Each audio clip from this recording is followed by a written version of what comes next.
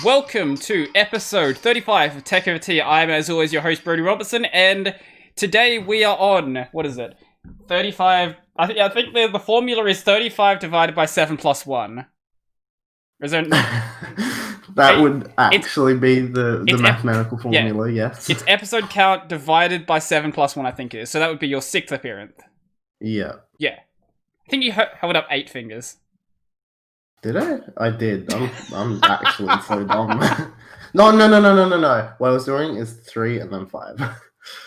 For 35. Sure, okay. Yeah, we'll go with that. I was like, no, there's no way I just held up 8 fingers for no reason. How you been, man? Yeah, I'm alright. Tired, but you know. Oh, I know that feeling. I am running on fumes right now. I mean, I don't do anything, so I don't really have an excuse to be tired, but... Yeah. But it's fine. I just realized I forgot to open up my browser, so I'm going to break everything for just a moment. Nice. I'm going to make that floating. I have a tea today that I don't actually know what it is. Oh, okay. It's just like... I have just a box of like leftover tea bags. So this says Ono Befriend Tea, but it's not spelt tea, it's spelt Tee. Uh-huh. I think it's chamomile, but I can't really tell.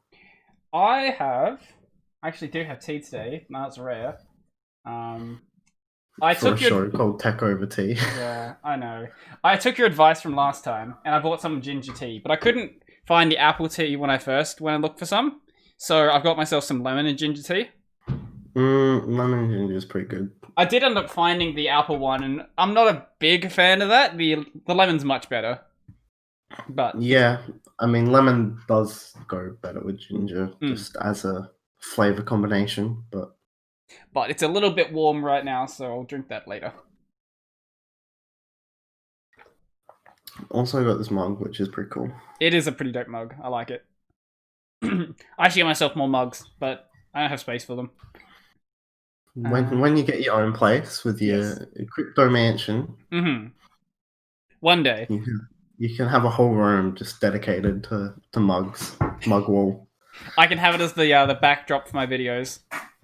Yeah, just like all the great people that have a fucking shelf full of shit behind them. Look, it's what you have to do as a YouTuber. The thing is, okay, the reason why people do that is because, so let's say you're, I don't know, like Lewis Spears, he likes to collect Dragon Ball figures and various other figures like that.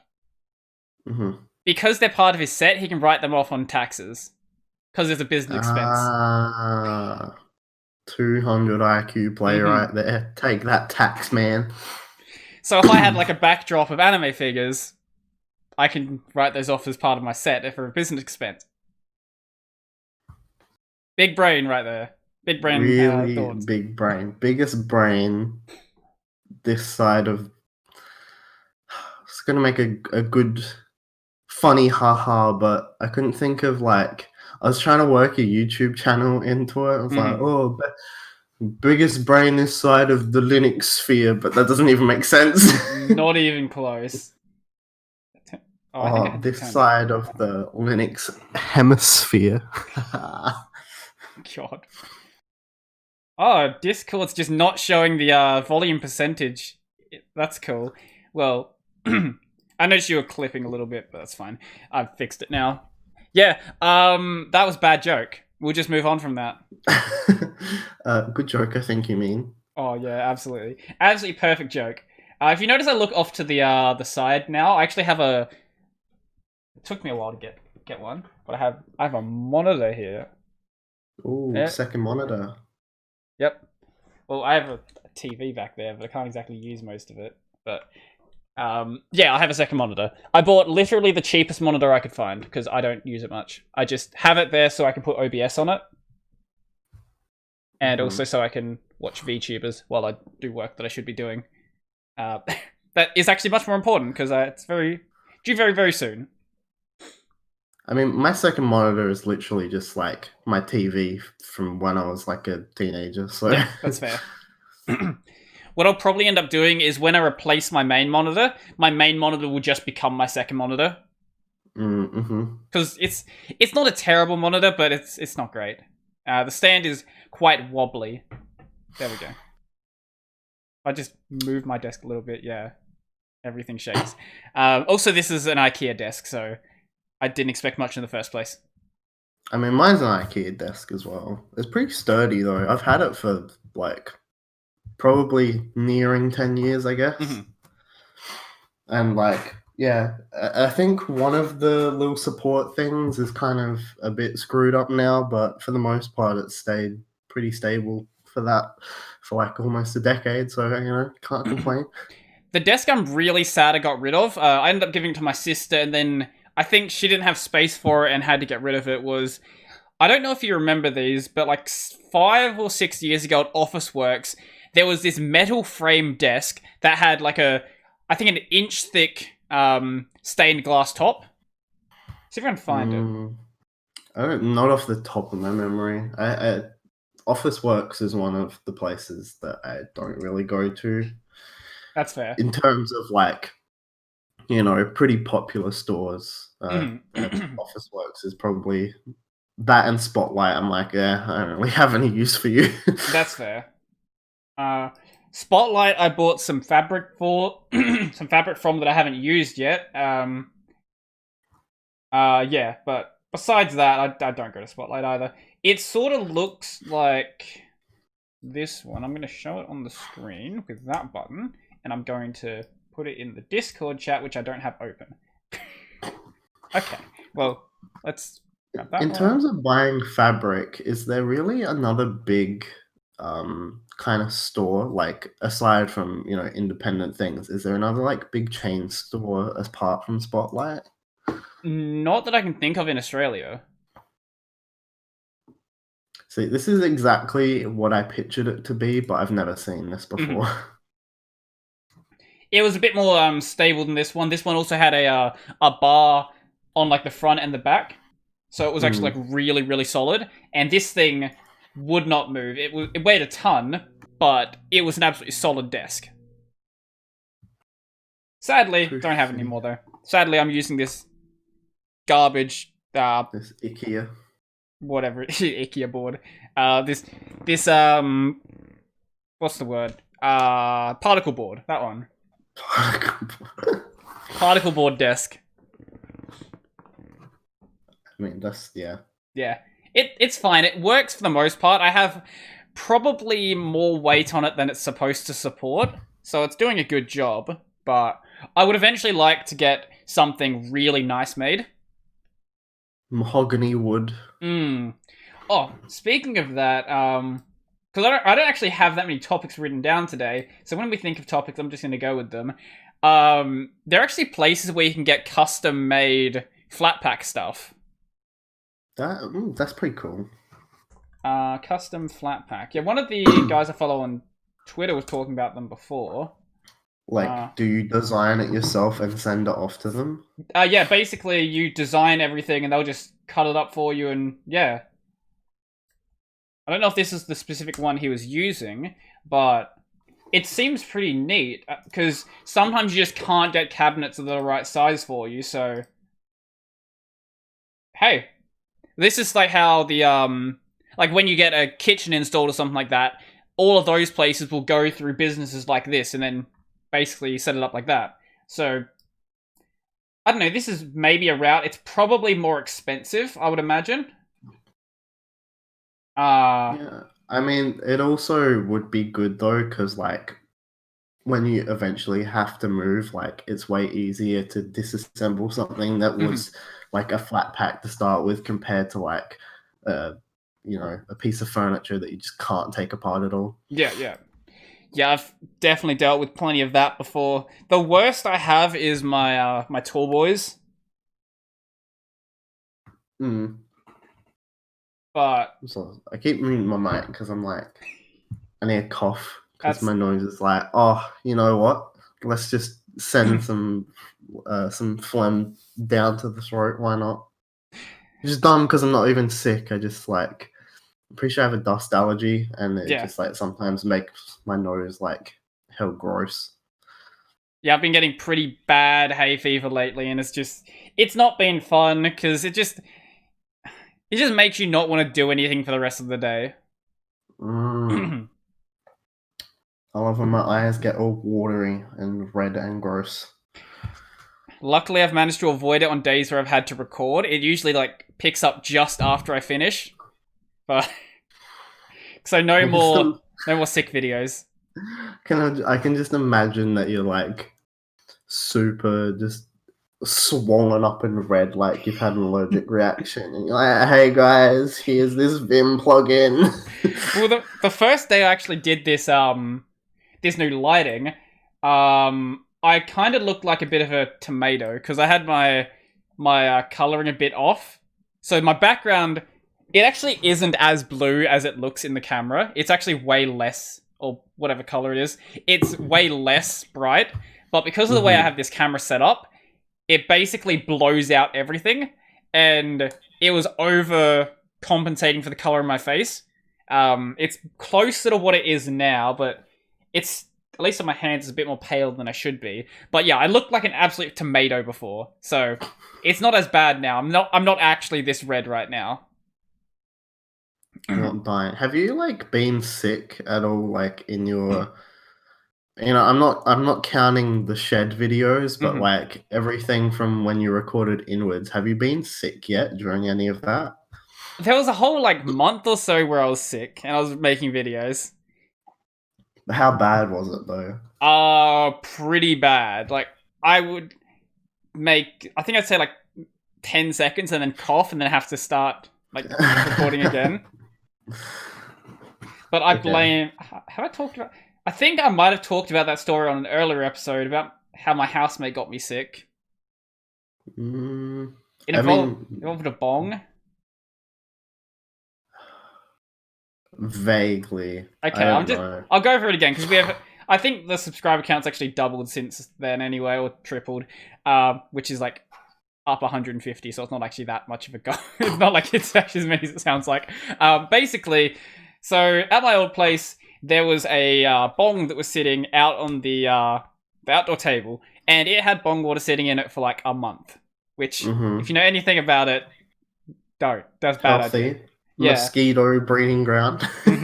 So he got sick, started using that old bong, and then like one of my housemate's friends, he started using that, and then he went back. The original guy went back and used it again. So it was basically just like building up in this bong of death, and eventually I stood near him for long enough. I got really, really sick, and basically I could hardly talk for 2 or 3 weeks, and I was making videos through that. It was not fun. I think at the time I was doing 1 video a week or 2 videos a week, so it wasn't as bad as it is now. But ain't the daily video grind. Fuck. I really care about not getting sick now. Like, I take vitamins every day, and I try to make sure I'm getting out as much as I can. Because I've tried to record while I'm sick, and it's not fun. So, yeah, avoid people. I want to live by myself at some point. That'd be good. I mean, you don't have to avoid people. Like, if you have a good immune system, then like seeing people might actually, like, assuming you're not going to be catching like fucking Ebola or something, like going around and like exposing yourself to people is probably like actually a good thing because you're like reinforcing your immune system. Yeah, just make sure you have like a relatively healthy diet, and even if you have the healthiest diet possible, you should be supplementing, because the daily recommended intake for things you just won't hit with your diet. It's just not possible. So everyone should be supplementing. I was gonna say, I'm not gonna go as deep as episode 33. But germ theory, I'm pretty sure it's real. But like at the same time, I think only pretty sure. I think like the notion of like, if you come into contact with this thing, then you're gonna get it 100% is like a bit bullshit. Well, yeah. But basically, yeah, just trying. Oh my god, give me 1 second. So good. Well, let's see. How can we entertain you guys? Oh, I know. I'm going to. The fuck is he doing? The fuck was that? Entertain the viewers, please. Why the fuck did he try to talk through his door like that? Okay. Well, while that's happening, I'm going to send a picture on Discord, and I'll bring it up on the screen as well. This is just the easiest way for me to send it. So my housemates are really gross. This is a picture. I don't have my Wi-Fi enabled. Give me a second. So I'm going to show a picture of an onion on the screen. Now, you might think onions are fairly boring. This onion, on the other hand, is not fairly boring. So, this onion, there he is. What the fuck have you just sent to me? This onion has been sitting in my my pantry for 3 months, and this onion has started to grow. I thought that other part was a lemon slice. No, that is a single onion, and it has started to sprout. You've actually created. Now, the thing is, this is kind of normal. Sorry? Just creating new organisms in your pantry over here. This is actually kind of normal for onions and potatoes to do. Like, you'll sometimes have little bits growing out of them. Usually, you don't have them sitting there for 3 months, though. So, yeah, this onion. But this doesn't even surprise me, because I have a full thing of milk in my fridge that's about a week out of date. And there's a thing of salmon in there that's about a week out of date. My housemates are gross, basically.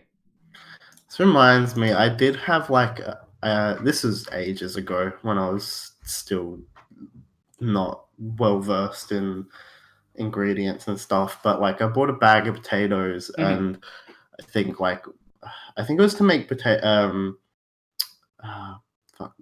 pumpkin soup, and like you can the recipe uses potatoes as well to kind of thicken it out a little bit. I'm pretty sure I have a video about it. Yeah, I bought this bag of potatoes and then didn't use 3/4 of them, and they kind of just sat at the bottom of my cupboard for 3 months, and then I come back and it's not like there's little shoots or even that big. It looked like the potatoes had grown hair pretty much. There was that many shoots just going. Needless to say, that hasn't happened since. Well, yeah. Oh, I have another example. There has been a whole box, like a those 1 liter tubs you can get. Yeah.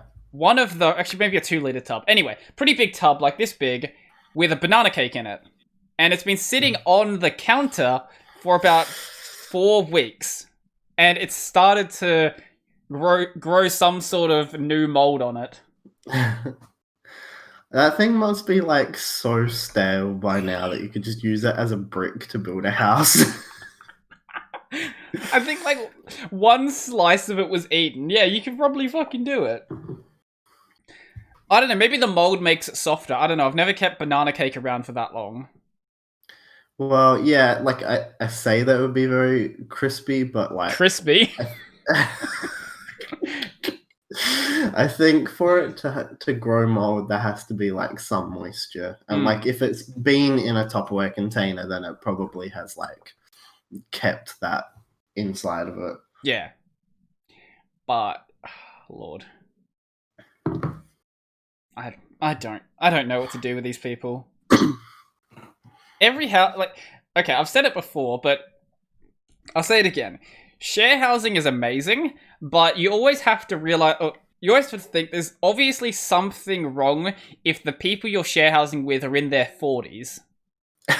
There's something going, either you're someone who likes the what's the word, the traveling life, and you just going from place to place. Either you're that sort of person, or you have some serious problems that you haven't dealt with in your life. Those are the 2 people who live in share houses at 40.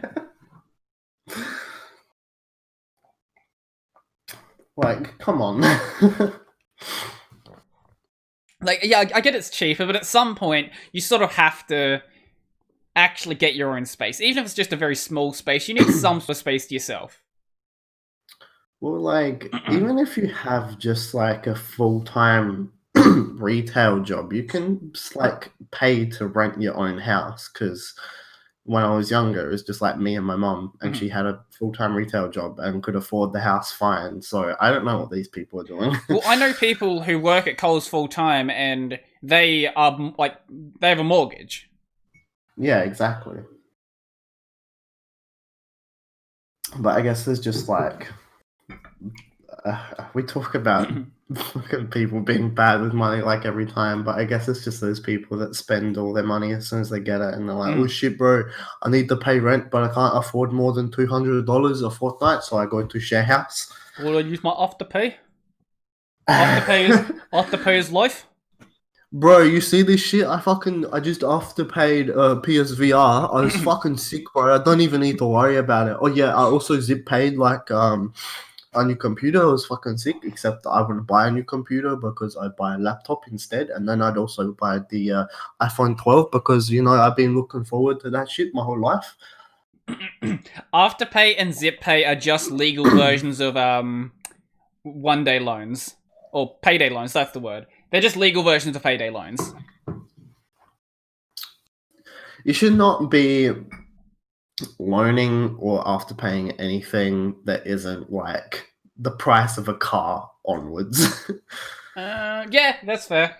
Yeah, if you're getting, say, like a a washing machine, a fridge, that's fair. I can entirely understand why you might want to do that. Like, most people don't have like $2,000 to just drop on that. Even if it's like $1,000, if it's a fridge or a washing machine, things like that, those are things that like they're gonna stay around for a while and they're gonna be something you actually need. But if you're afterpaying a phone that you're gonna replace next year, what are you doing? I mean, for phones, that was probably a bad example. I'm sure there's people that do afterpay phones, but like at that point, just what are you doing? But anyway, you've mentioned this a couple times, but like phone plans are essentially just like afterpay. They're a scam. What is Cash Train? Bro. Don't you love Cash Train? Oh, Centrelink loan, hell yeah. I didn't even notice that. Let's see. How much is the loan cost?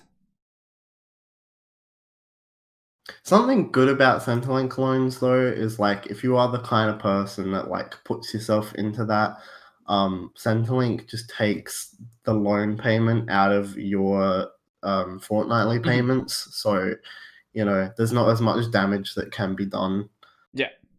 So this loan at 3 months has a maximum APR of 70.65%.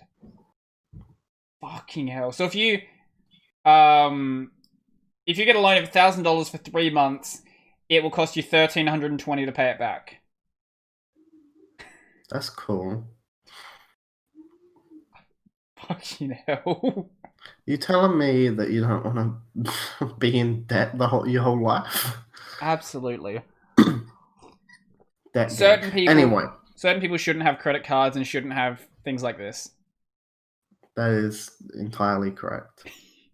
What I was going to say before I had to go open the door and do my shit, I was basically saying how, I think there's a bit of a notion of people, this might just be me fucking not, or just a bit of a generalization, but I don't really care. That's what fair. I was going to say is, there's some people that think, if you come in contact with someone that's sick, you are 100% going to get sick. But like, if you actually take care of your body and, do what you were saying, like eating relatively healthy, like supplementing anything that you're, probably missing out on, actually spending time outside, you'd be like amazed how good it feels to just, go for a walk or something just in the sunlight. Like, it's actually really nice.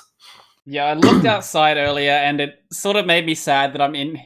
so this morning I was recording 2 videos and now we're going to do this for a couple hours. It's really, really nice outside. I want to go for a walk. I mean, you're gonna go afterwards. I There's can. still, daylight savings, gang. Hopefully the weather doesn't go fucky like it's been lately, and it's like, oh, it's just gonna rain in the afternoon now. Yeah, from delayed winter going on here. Yeah, it's what is it? Going into November, and it's 19 degrees right here. Yeah, it's been so up and down. It went from like, there's been days where it's hit like 30, and then literally the next day is bucketing down with rain. Yeah. Last night when I was leaving work, it was 9 degrees. Like, what the? It's fucking it's almost November. It's Very delayed summer.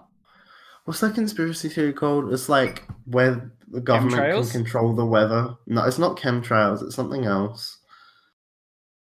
But there's essentially this thing, this theory that the government can control weather whenever they want, because there's like a bunch of these kind of like hippie gatherings back in like the 60s and stuff, and then just like the forecast was sunny for the whole week, and then it just rained out of nowhere.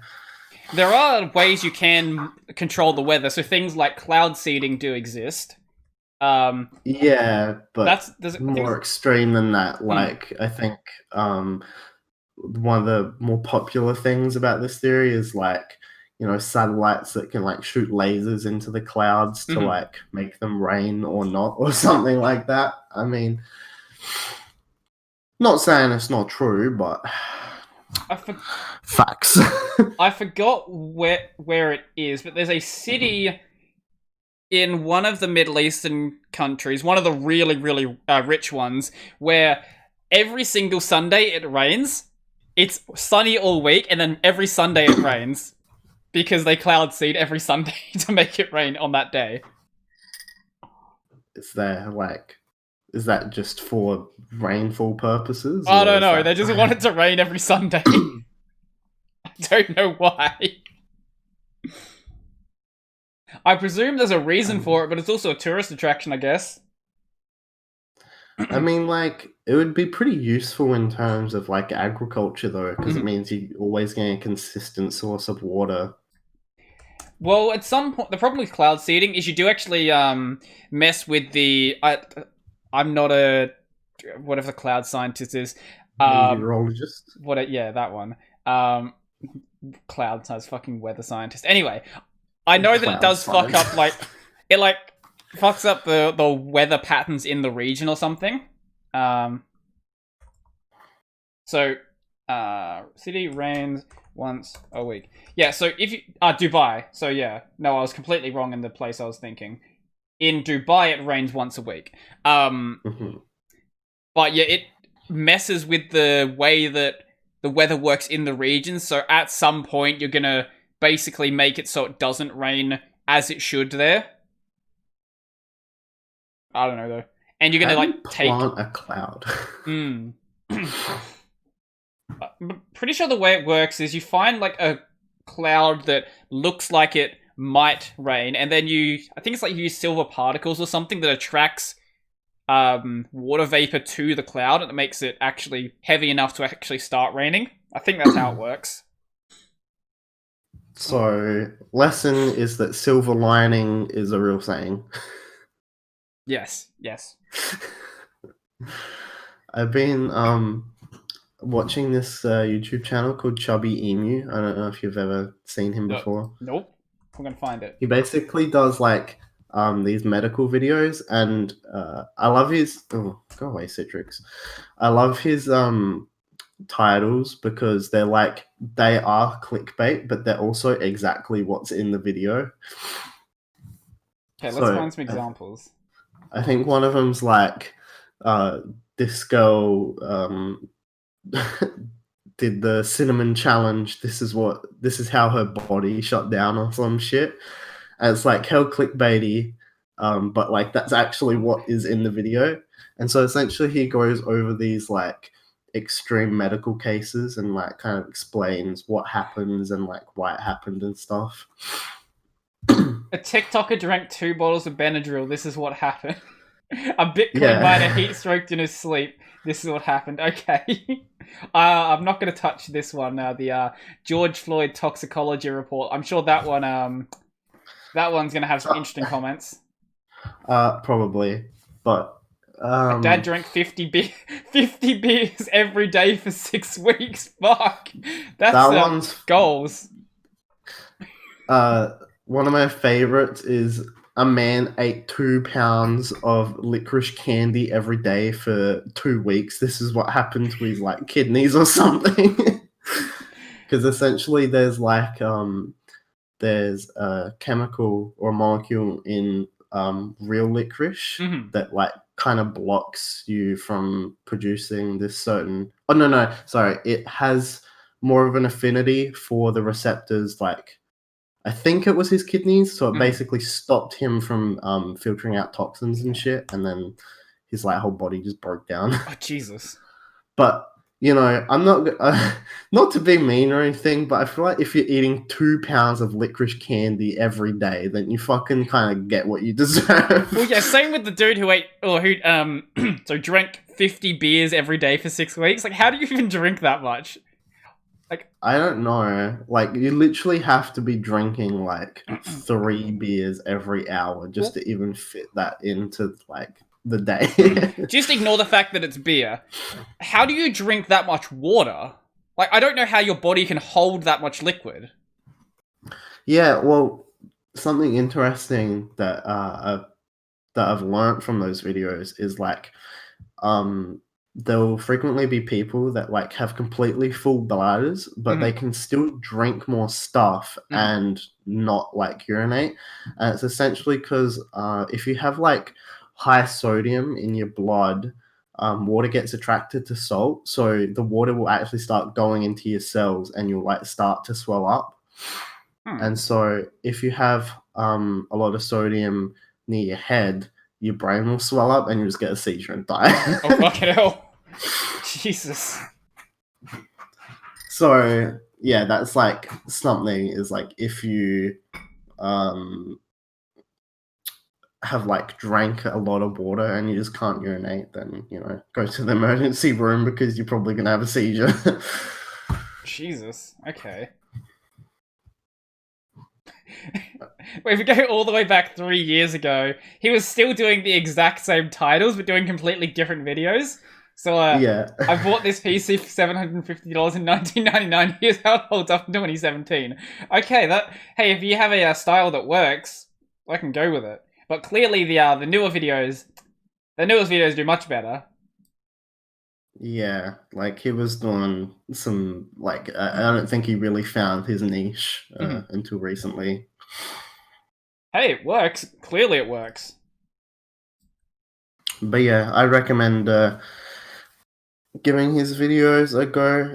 After you've watched a couple, they get kind of repetitive, but it's still fun to like see. It's kind of like I don't know if you've ever watched House, but it's pretty similar in that, in a way. It's like, oh, you know, the structure's like always the same and like the information is kind of similar, but you know, it's fun to see each new thing, each new case. The extent of House I've seen is memes.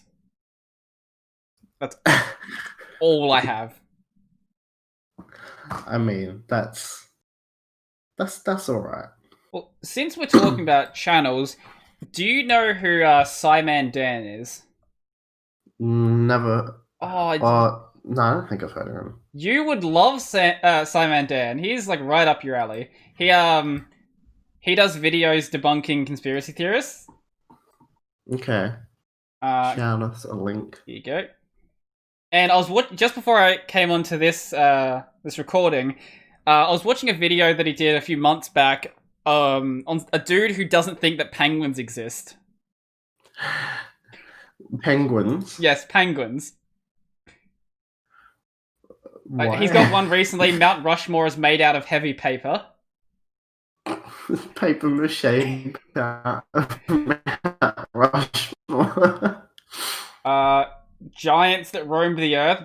In this video, the guy believed that all of these really ancient structures, you can in a lot of Middle Eastern countries, there's like lots of really, really old buildings that have existed for like thousands of years. This dude thought they were like the remains of dragons. So this channel is like right up your alley. Oh, the woman who wraps her phone in tinfoil because of 5G. I'll have to check that out. It's Planets are nothing but old stars. Dude, that's actually a fact, though. Have you watched All Gas No Breaks?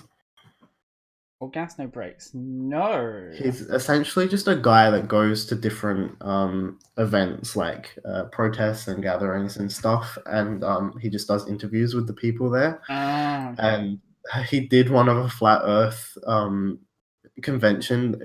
It's beautiful. I would highly recommend watching that video. I'm sure YouTube really likes giving this guy ads. Probably. Probably. Midwest Fur Fest. God. He's only been doing this for a year. Wow. Yeah, he's really taken off, but I think that's just like because he has such a good little core concept that he can just keep doing. I have seen a couple of other people doing this sort of stuff as well, but most of them tend to get fairly lazy with it. They'll do a couple of them and then like, oh, my channel's taken off and now I'm just going to shift over to something else. Yeah. But it's cool that he's actually sticking with what he's doing.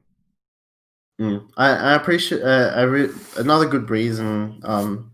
Another reason why I like him is because he doesn't go in there with like trying to incite like a debate or anything, or trying to get one or trying to present one side or the other. He literally just goes there to interview the people and like, trying to let them talk.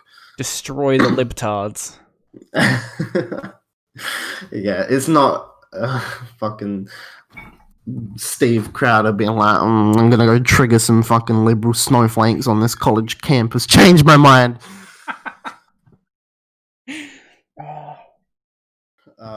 But I would definitely recommend All Gas No Breaks. He's a very good channel. We'll have to check that one out. Yeah, I don't know if there's any other channels I've been really watching a ton of lately that I particularly want to mention. Let's see, what do we have in here? Let's go to my YouTube. No, it's mainly just lots of HoloLive stuff. Yeah, just lots and lots of HoloLive. I haven't really been watching any specific person. I'm kind of just like, oh, if this comes up in my recommended, I guess I'll just watch it.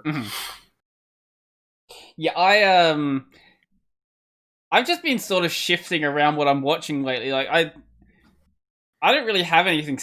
It's just like, okay, here's something that pops up in my recommended that I think sounds sort of interesting. Let's just watch it. I watched a video not too long ago about Wall Street bets, and then I watched like 3 or 4 other videos on Wall Street bets. It's like, okay, this is a weird fucking subreddit. That's how they get you, though. For anyone who doesn't know what Wall Street Bets is, basically it's a subreddit where people talk about investing, and it's not investing sensibly. It's like all or nothing on Tesla stocks. Will it rise? Will it fall? Am I going to go bankrupt today? That's what Wall Street Bets is. Why not? Why not? Some people have made thousands of dollars. Some people have lost their house. Gotta have some fun, don't you? Of course. Personally, I don't know if I've... no, you go. Personally, I'd rather play poker, but... Yeah, I don't know if I've talked about it before on here, but I learned my lesson for doing gambling stuff when Counter-Strike was at the at its peak of like gambling sites and things. I don't think you said this actually. Yeah, well, I gambled my way up from like $10 to like $100 knife, and then I lost it the next day, and I just like repeat this, and then I unboxed a knife that was worth $3,000 plus, and I got scammed from me because I was a fucking dumb child. Oh no. So that definitely has destroyed any notion of me actually gambling. Yeah, no, I've done a couple of things for just like for fun, really. Nothing where like actual money is at stake, like maybe a couple of dollars, really. But Mm, I I don't see the appeal, really. It's like if I want to blow my money, there's much more fun ways to do that. Like I don't know, let's just drop $100 at Tons of Fun or something. That sounds like a good day. that would be a good day. Get myself But some tickets and buy a PS4. yeah, gambling isn't like about like the really the experience of like, oh, I'm just gonna throw money at this. It's more so like, oh, how much can I win? Oh shit, I won this, bro. I'll just keep going because like it acts it tricks your brain into producing dopamine for some reason, and so people just get addicted to it, and that's why people lose their house. Well, it's a people like to see numbers go up. This is why, like, well, this is part of the reason why, as Call of Duty progressively went on, like in the first games, you would kill someone, you get a point. Then later on, you get 10, then 100, then 1,000. The bigger numbers, like the bigger your numbers get, the more people get excited about it. And the same is true with gambling as well. Actual fucking stupid ape brain gets excited about an arbitrary number. Put a fucking another zero on it, mate. So much more dopamine. But literally is like, bro, your YouTube channel subscriber count is literally just a fucking count of numbers. Like, I'm well aware, yes. I look at my statistics way more than I should, because this is exactly what it is.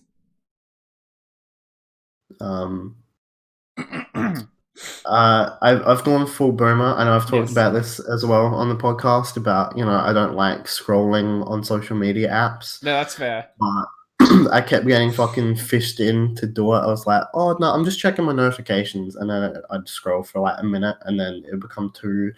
And yeah, I've gone full boomer and just deleted them off my phone. So What do I have on my phone right now? Let's find out. So obviously I have Discord. I have Instagram, because you can't fucking post to Instagram from desktop.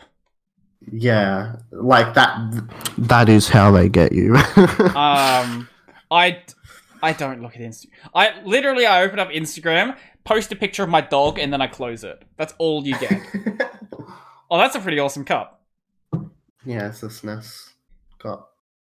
Oh, nice. There, Oh yeah. we got probably about, I think literally we got like 15 of them, because they were EB Games exclusives, but not enough people bought them, so they just put them down to $2, and I'm like, fucking bruh, these are good quality cups. That's cool. I don't know when I last walked into an EB Games. It was a while ago. I don't know. Like, unless you're going there, it's kind of just sad, just like walking around and just being like, oh, here's all these games that like I kind of wish I could get, but I'm not going to. No, my problem is that I can get them. Like I have the money to get them, and I get them. That's why I don't walk into an EB Games, because I don't have time to fucking play them. Because on my shelf, there's so much shit I just haven't played. Yeah, you have a PS4 and you haven't like played any of the games. No, I haven't. I'm gonna start streaming though, and then I can justify it. Business expense. Business expense.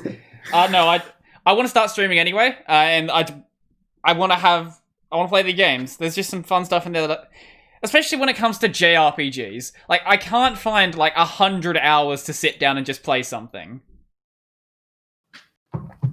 Yeah, I couldn't do that. I couldn't do that to myself to begin with, though. Like, I have the time to do that, but I'm like, I just don't want to play the same game for That's that fair. long in such a small span of time. Yeah, that's entirely fair. I think the last game I finished, God, that was a while ago. Maybe whenever I played Final Fantasy X, the remake of it, like 3 years ago. Interesting. I mean, I've never really been able to get into like JRPGs. I just find, especially like turn-based ones, I find them just to be very boring. Yeah, that's Like, fair. I'd much rather play something that's kind of like I control everything, which is why I really like platformers. And I guess Bloodborne and Dark Souls technically are JRPGs, but not in the traditional sense. Yeah, they're much closer to a Western game. Yeah, those Bloodborne's like one of my favorite games, so I think that's just proof that not all RPGs are the same, of course, but that's kind of common knowledge. Speaking of platformers, I've rediscovered a game that I just didn't. I've been trying to look for the name for years, and I just couldn't work out what it was. Have you ever heard of a PS2 platformer called Scalar? I don't know. Can you send me like a picture of the box art, maybe? Yeah, I'll do that. Basically, it's about a dude called. Actually, what? Here we go, Scalar. I'll find the description of it and I'll send you. Oh, here's the Wikipedia. That'll work. Yeah, well, you can't actually trust Wikipedia. I remember seeing this game at like my fucking Blockbuster, but I don't think I ever played it. Okay, so Scalar, it follows the story of a 12-year-old boy called Bobby Scalar Jenkins, who was a self-proclaimed lizard freedom fighter. Bobby one day stumbles upon his next-door neighbor's evil plot to take over the world by using huge mutant lizards. His neighbor, Luger, takes Bobby captive and zaps him with a bizarre bolt of blue lightning, changing him into his lizard form, Scalar. Luger aims to take over every dimension in the multiverse with his mutant lizard army, with only Bobby Scalar Jenkins standing in his way. Basically, this game is about a dude who really likes lizards, and lizards control the government. Is this not a documentary game? I never finished this game as a kid because I was garbage at games, but I want to go back and play this. I'm gonna have to find a ROM for it and emulate it. Who is gonna be our Bobby Scalar Jenkins? Bobby Scalar Jenkins. Is Alex Jones our Bobby? He's taken down the lizard government, but little does everyone know he is a lizard himself. No, but the thing is, he likes the lizards as well. He just doesn't like the I don't know what the fuck this. The rating for it is PEGI 7+. Don't expect a complex story here. But yeah, it looked tragic. It actually had fairly decent ratings, surprisingly. But so reception, Scalar received mainly positive views. It was praised for high production rates and gameplay, but some reviewers criticized the game by saying it had an unexciting plot and simple design. Like, yeah, it's a game made for 7-year-olds. What do you expect? Bro. The PS2 had some really good platformers on it. I kind of miss those days. Yeah, I miss platformers too. Most of the platformers now are 2D indie titles. We have like a couple of things that are inspired by older things, but you're not getting any of those like AAA platformers like you did back on the PS2, where you'd have things like the Jack series, or Spyro doesn't really exist at this point. You had things like Rayman as well, obviously Scalar, the Tack series, things like that. All of those are amazing. Oh, Sly Raccoon, that as well. I mean, like, you could say Ratchet and Clank because that's still around, but that's fair, yeah. Platforming hasn't really been the focus of those games since the PS2 ones. Yeah, well, even then, it was sort of more about just, here are really big guns. Yeah, like, 1 and 2 have some actual platforming segments, but, like, 3 onwards, it's like, majority of it is a third-person run and gun. So, well, yeah, especially when not saying that's bad, but no, it's definitely not. I think the game actually, like, it's a lot of fun. Especially when you get to things like Gladiator, though. Gladiator is where it's just like, nope, we're not you can jump, but it's not a platformer at this point. Did you actually play Gladiator, or I guess what was the American name? I don't fucking know. Deadlocked. Yeah, that one. Did you ever play that? Yeah, I did play it, but I definitely was one of my least favorite because I preferred the more platformy stuff. Mhm. Like 1 and 2 are still my favorite ones. Yeah. But Deadlock didn't do it for me. And also like I'm pretty sure it was like only 8 or 9 guns in that game. Because they could all level up like 100 times. But I found that to be kind of not as interesting. Yeah. Yeah, there was level up elements in the older games, but they were a bit less less of the focus than in Gladiator.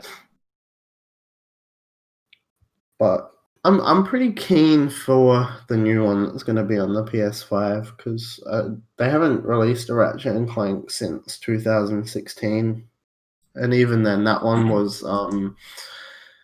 it felt pretty rushed just because it was a was movie tie-in with them. Yeah. Yeah. But like it was still fun, but you could tell that they didn't put as much like love into it as some of the older ones. I didn't actually realize this was coming out. Maybe I'll have to get a PS5 and play games that I don't have time for. Actually, no. When the PS5 comes out, I'm gonna have plenty of time. Yeah, how's do you have exams this semester? I'm fucking happy I don't, because I am at the point now where I'm thinking I'm just gonna have to half-ass some assignments because I don't have time. Mm-hmm. Because I still have a third VR assignment which I haven't started yet, and that's due in like 3 weeks. I mean, the funny thing is like even if you ended up getting a C on all of your courses, you'd still get like a HD average for your degree. Yeah, I actually don't think I need to submit anything at this point. I can just fail the rest of my assignments and still pass. So I'm not stressed or anything. It's just whether I decide to put in that effort. No, I was so glad that I didn't have exams my last semester because at that point I was like, holy shit, this is like actually torture. Did you have 4? No, you don't do 4 courses in your last semester, do you? No, I had 3. Like Okay. I had IT project, life drawing, and cloud computing, I think. Was life drawing really taking up that much time? No, like you literally life drawing was one of the easiest courses, and it was also one of the best courses I ever did because you'd go to the class, which granted was like 3 hours straight of just drawing, but like if you like drawing, it's fucking awesome. So that makes up literally like 85% of your grade is just all the shit that you draw in class, and then the other 15% is you had to keep a weekly journal of like 2 pages, which is basically just recount of what you did and how it applies to these different concepts that you were learning. And then you had to research other people that did life drawing and compare how they approached the technique compared to you. So it was really easy, but it was a really good course. I don't think we've ever talked about that one. Okay, explain. I never really knew what this course was. Explain to the people what the hell the life drawing course is and why someone doing software engineering decided to do that. So, if you don't know, oh, okay, of course you fucking wouldn't know. I have one subscriber that goes to goes to fucking UniSA. In a degree, you get well, I got one elective, which means you can do any course from any discipline that offers itself as an elective. And so life drawing is an art course, and essentially what it is drawing naked people. So there'd be a naked person in the middle of the class, and all the people would be in a circle around them, and you draw the person in the middle using different mediums and different techniques and stuff. So we start out by using just like these giant pieces of paper. Basically, I think they are A0 pieces of paper, so they're just massive. They take up a whole easel. That's taller than pretty much everyone there, and you use compressed charcoal, and you kind of just you start by sketching out the people like with basic shapes, so like heads the circle, and then kind of box in the body, and then like you can move on to other stuff using like fine liner pens, and we used ink and paint and stuff. And yeah, using different techniques. So like trying to draw this person all with one line without like ever taking your pen off of the page. That's a pretty common one. And yeah, basically just building up this skill of how to. It's less about drawing people themselves and more about training your eyes to be able to draw anything that you look at, because you learn how to follow lines of an object and how to break it down into its individual shapes. That's pretty much what it is. And I thought it was a really good class because I actually learnt something while I was having fun, which I can't say about half of my classes. Yeah, that's entirely fair. Especially, you actually finished at a great time, because this year has been a massive waste of time. Like, people have talked about it before, but you'll see a lot of people saying this, that basically this year is not just at Uni SA, basically at every uni, you're not learning anything, you're just handing up assignments and then doing the next assignment. That's all that's happening, because you don't really have in-person classes, you're losing out on that, and yeah, it's just a waste of time this year. I mean, tutorials were already pretty painful to sit through, just because like I remember in at least half of the in-person classes I would go to that weren't lectures, I would be one of the only people that would ever like participate in the class shit, and it was just painful because it's like, oh, I know the answer, so I guess I'll put my hand up, and then you're like, can someone else join in? And I can't imagine, like, it's probably so much worse as well when you add like Zoom into the equation. Well, I don't bother with the Zoom classes because it just doesn't make any sense. Yeah, it's basically just watching a lecture again. And when we do have in-person classes, they're just like, you have to be like separated really far, otherwise security's going to bother you about it. So you can't really do proper group work either. So yeah, you finished at a great time. Luckily, none of my courses were super heavy on group work this time. It was mainly a lot of individual stuff, and any of the group stuff was basically just, I had research methods, which was I had to do a group research paper, so we just broke that down into sections and then grouped the section together. It's not like we had to actually discuss stuff to make sure, things lined up properly. I mean, not that it would matter anyway, because like half the time your group members don't show up to meetings. To be fair, that class I had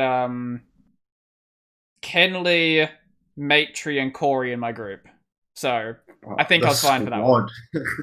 We could pick groups for that one, so it made it easier. Yeah. Oh, also Sam. Yeah. Sam was the dead weight. Someone has to be. I understand.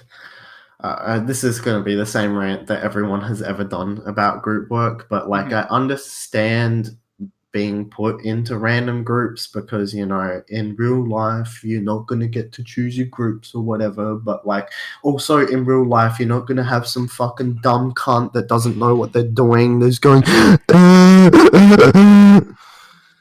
That's gonna be good for the audio people.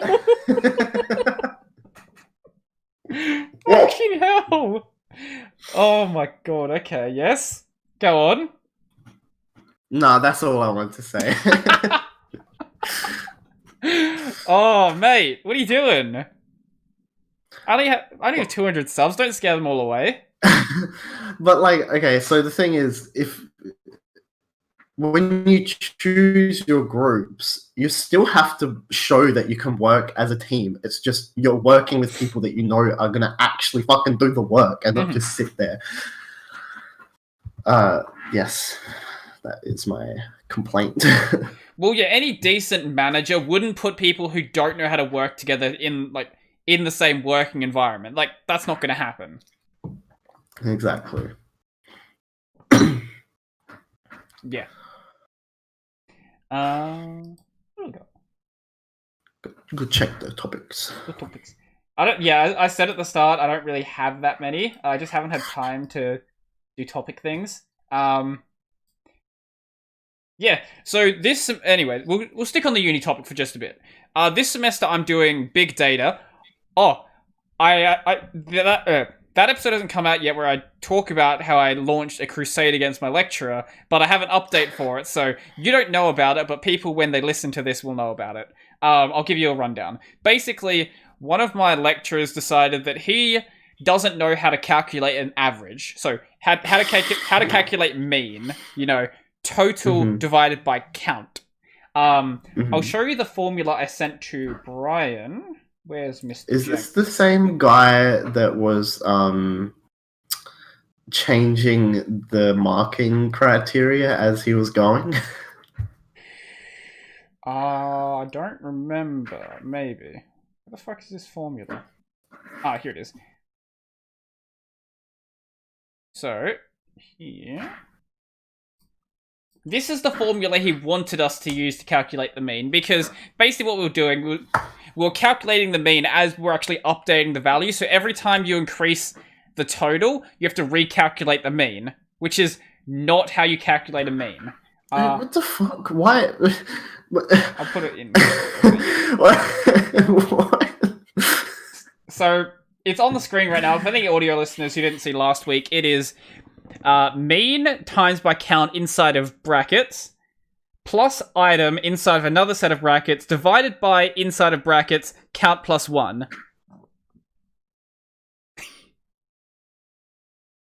Why is he timesing mean with the count? I don't know. There's this formula does work, but it introduces like massive floating point errors and is just really slow. Basically, what we had to do was we had to loop over a user database and basically find the average age of all the female users, average age of all the male users, and I think how many users in the database. Not complex stuff. But his answer was that because we're working with big data, my favorite buzzword. Actual biggest buzzword. Data. I don't know if you ever watched Cham Chong with his big news, but you do big data. No, I haven't. Anyway, he was saying, but if you just calculate a total and then divide it by the count at the end, it might overflow your integer.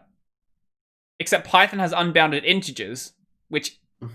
So, 256 bytes is, I think, like 100-digit number. So, I think you'll be fine. Anyway, I was basically like, don't fucking mark us like this. You don't know how to mark a mean, in nicer words than that. And then I was like, okay, I'm just going to find everyone who basically got marked wrong, and I'm going to send it to the course coordinator, and we're going to get a remarking.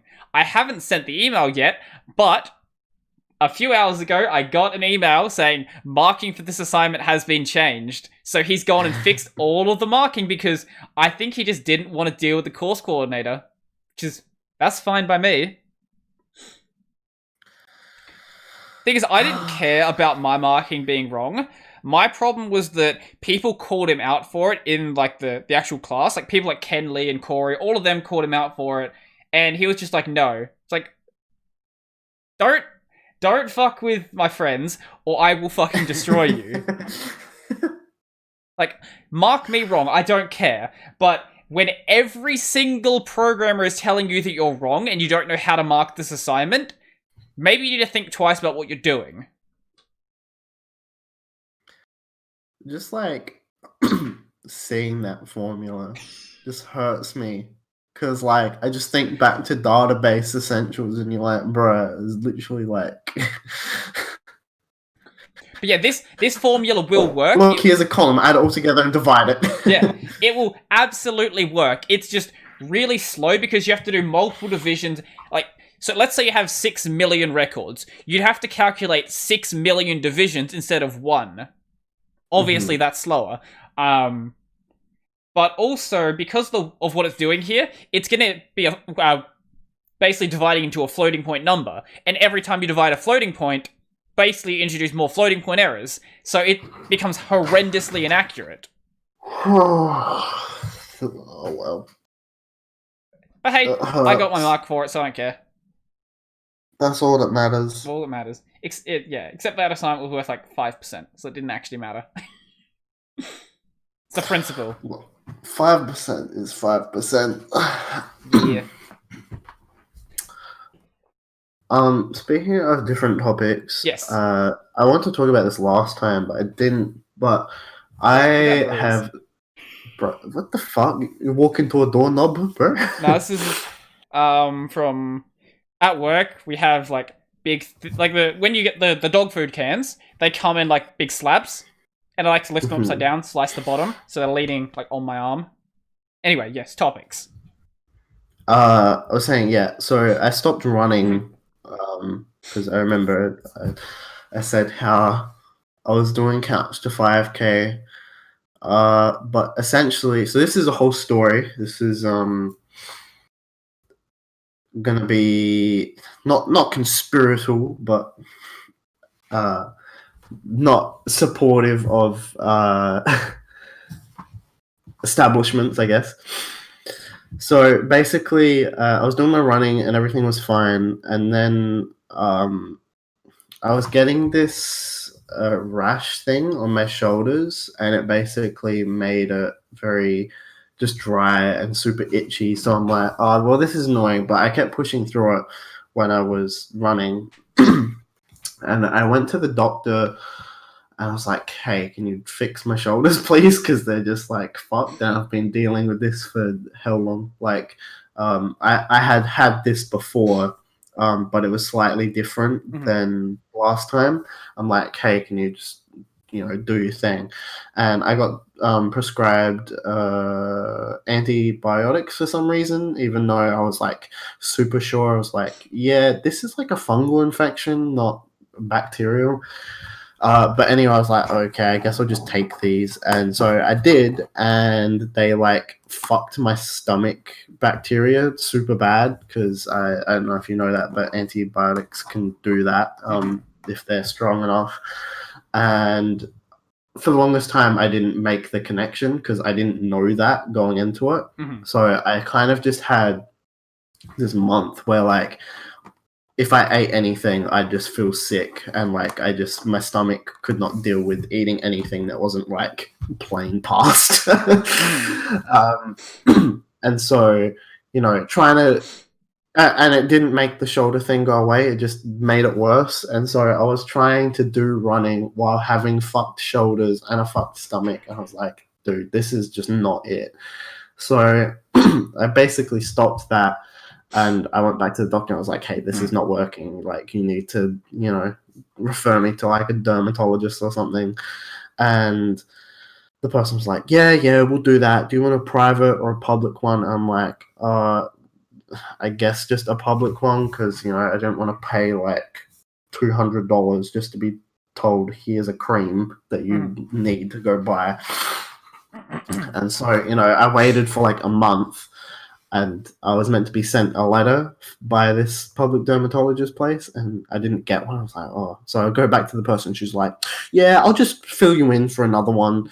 I'm like, bro, I'm dying here. Like, it got to the point where I couldn't sleep on my side because it would aggravate the shit that was on my shoulders. So I couldn't sleep properly. I couldn't eat anything.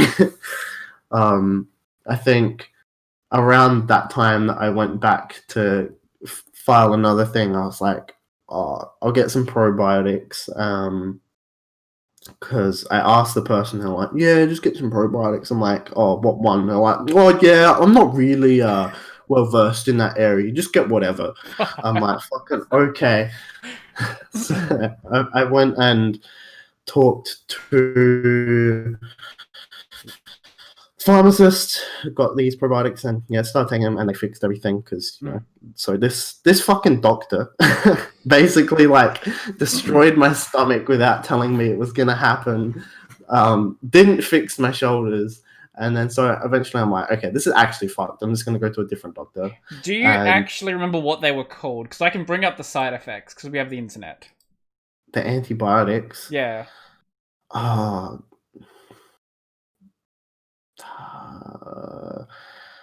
do not. Oh, damn. Okay. But like, anyway, I'm almost at the end of the story. And so I go to this different doctor. I'm like, oh my God, please just like give me a referral for a private one. I don't care at this point. A private dermatologist. And so I did that, and I had to wait a month because that was the closest booking. I was like, what? Well, if the private one is this like far away, then the public one must be like even more fucked. But you know, the other doctor didn't tell me that. Would have been nice to know how long I had to wait for. 4 months. Yeah. And so eventually, exactly what I said before. I went to the place, paid like $150 to be told, "Oh, here's a cream to go buy," and it fixed it. So yeah, anyone who wants to praise Australia's public healthcare system, there you go. I mean, I'd still praise it because I don't like. It's nice to not have to pay every time I get a checkup. Unlike America, be like, "Oh, I went to my GP to see if I have cancer, and now I have to pay $1,000." It is nice, but it's not without its problems.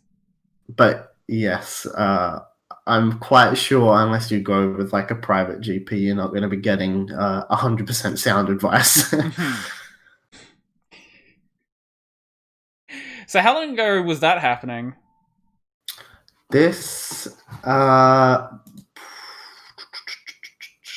think it was. I got the skin thing probably, I want to say around. I can't think. May, I think. Okay. And so it's only recently, last month, that I got the skin shit to go away, I think. Right, okay. Jeez, okay. Painful experience. Yeah, sounds like it.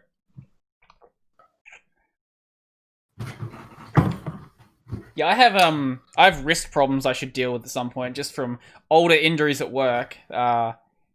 Just not dealing with them. There's like a little bump in here, and if I put too much weight on it, it hurts a lot. So yeah, that's probably not good. No, it's not. Oh, I know what it is. I just haven't dealt with it. It's a very common problem when you're lifting stuff in ways you shouldn't be lifting it. Because certain supermarkets don't have proper OH&S rules, even though they have them, they just don't enforce them. So, like, oh, you need 2 people to lift a pallet, except you have to lift a pallet sometimes and you're the only person in the store. So, yeah. Fun times. Hopefully it doesn't come back. Hopefully it stays good. Yes, I hope so. But the dermatologist guy gave me like 5 repeats of this cream, so even if it does come back, I can just be like, yeah. How much did the cream cost you? So anyone outside of Australia that doesn't know, Medicare, which is just like public healthcare, is you get medicine for way cheaper. So it was $25, but I'm pretty sure I got it for $5. Oh, okay. Well, still not that expensive then, even so. Yeah, it's not. Something interesting though that I was looking up is I know people that have antidepressants, and in Australia it's pretty much the same price as the cream. It's like $25 or $5 if you have Medicare. But in America, those same antidepressants cost like a couple $100. Fuck. So I didn't realize how fucked it was there. But essentially, like, I saw this good 4chan story not too long ago. I didn't fully connect with it until I found that out. It's like, For those of you that don't know, 4chan stories are usually just like dot points. And it's like For anyone who doesn't use Be the me. internet, no. Be me, in dead end job, hate myself, try and kill myself, get saved, have to go to hospital, have to pay, get put on antidepressants, have to pay $10,000 hospital bill, have to pay monthly $1,000 hospital bill, don't have enough money to support myself properly, can't kill myself because I'm not depressed anymore, but like... Fucking hell. Oh.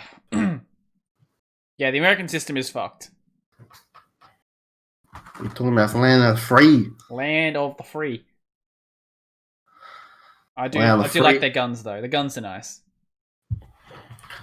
Got my cilantro. Is that my herbs. herbs? Cilantro is my favorite herb. That accent changed just then. Where did that come from? Yeah, I don't know. Don't ask me. Oh Lord. Because you sent that lizard game. Yes. I clicked on the lizard Wikipedia page. Okay. And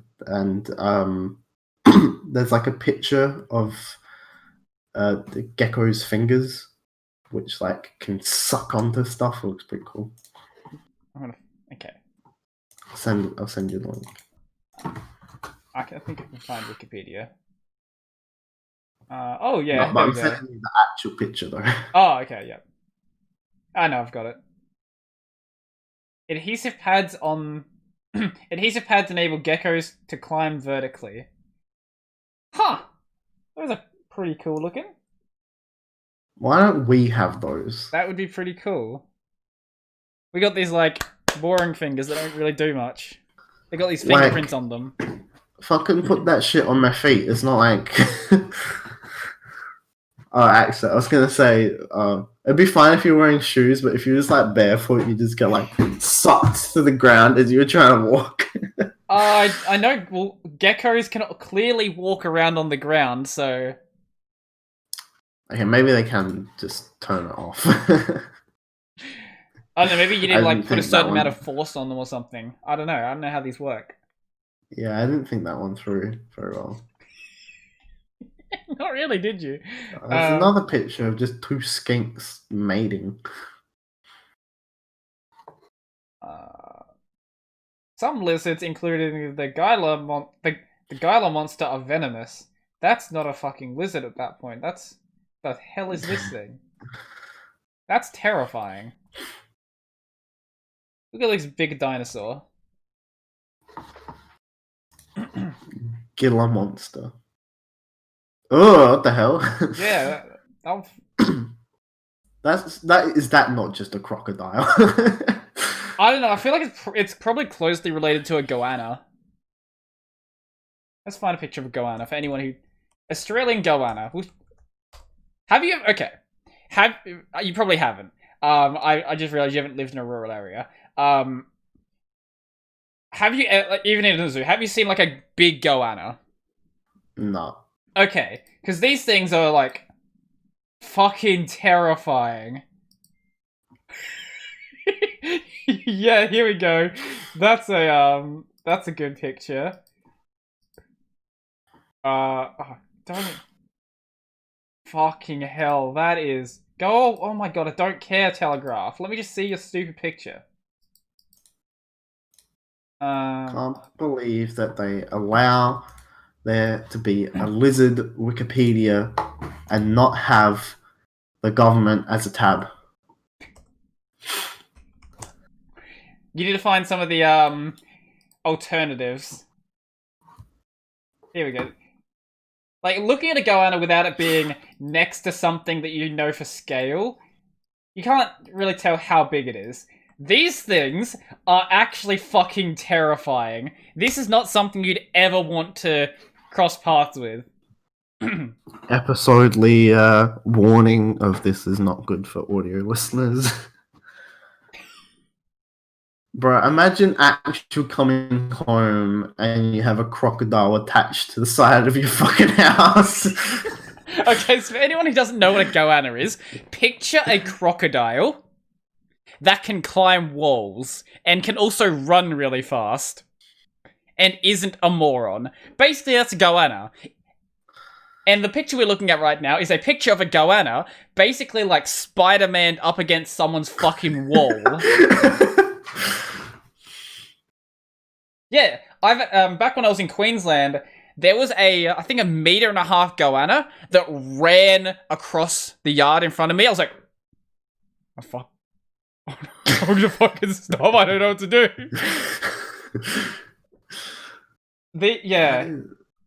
These things are actually terrifying. Here we go. I love this picture.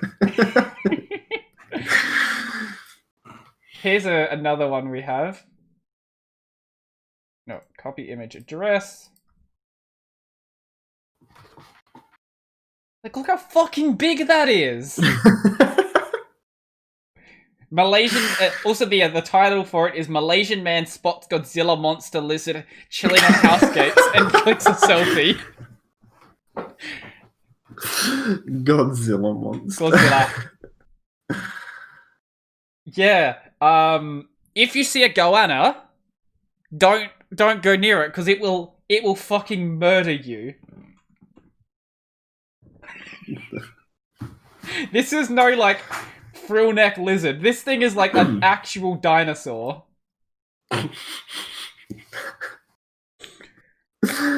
Monday dinosaur. I went to a Monado Zoo yesterday. Okay. And like saw the giraffes and shit. And I was like, "Yo, is this thing not just a dinosaur?" They're a bit of a weird fucking animal, aren't they? They are very strange, but they're also very pretty. I never like I haven't been to a zoo since I was probably early high school as an excursion, but giraffes are very pretty. Their spots and shit look very cool. Yeah, I think that would probably be about as long as about as long since I last went to a zoo as well. I think maybe when I was in like year 10 or something, we went to one. But I don't know. The zoo is one of those things where it's fun when you go with people, but it's not something where I'm really that interested in animals where I'm like, I'm going to go to the zoo myself. Nah, it's not really a single person activity unless you were like super into animals, I guess. But it's fun to go, like to make a day of it every couple years. So yeah, that's fair. Wait, is that cropped wrong? Has that been cropped wrong the entire time? I've had the video cropped wrong the entire time. It's fine, there's just a black bar above your head. That's cool. Thanks. There we go, better now. Appreciate it. I was gonna double check. Yes. To see if I had any other topics written down.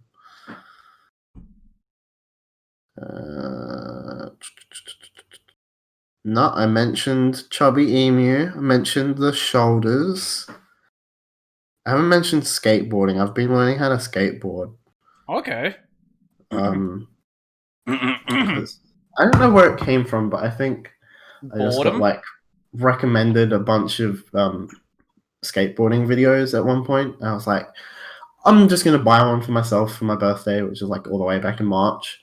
And I was like slowly learning how to do it, but like I didn't really pick it up until a couple months later when Alfie was like, "Oh, let's go for a skate together." And then ever since then, I've been just like skating pretty much every day.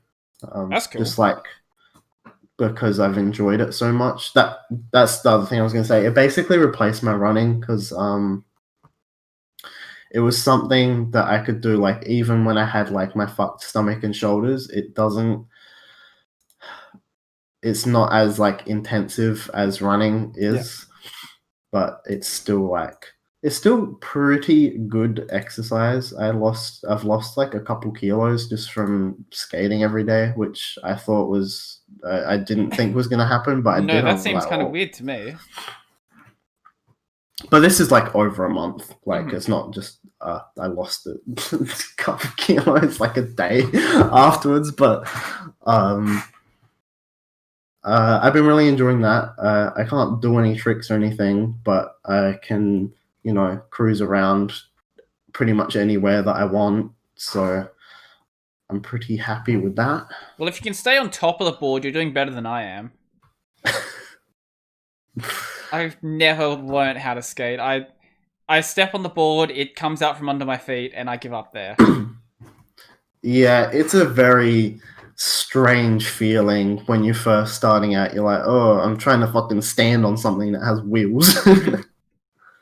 um, it's been interesting because like Corey has also been learning how to skateboard more recently, and And so then fucking like up his wrist. yes.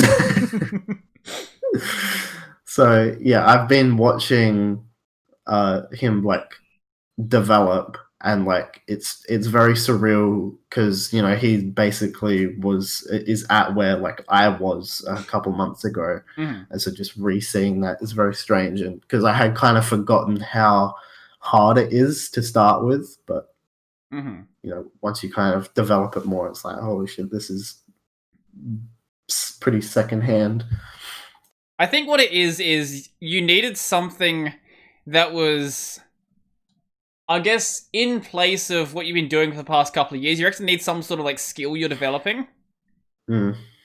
Because I can imagine, like, I know it's going to happen when I leave uni. It's sort of why I'm trying to think of things to actually do to expand my business. I know that when I don't have all this time being taken up, I will be bored if I don't find something to do. Exactly. I don't. Like, Sorry, I was gonna say. I don't know how like people just sit on Centrelink and just watch TV all day and just don't do anything.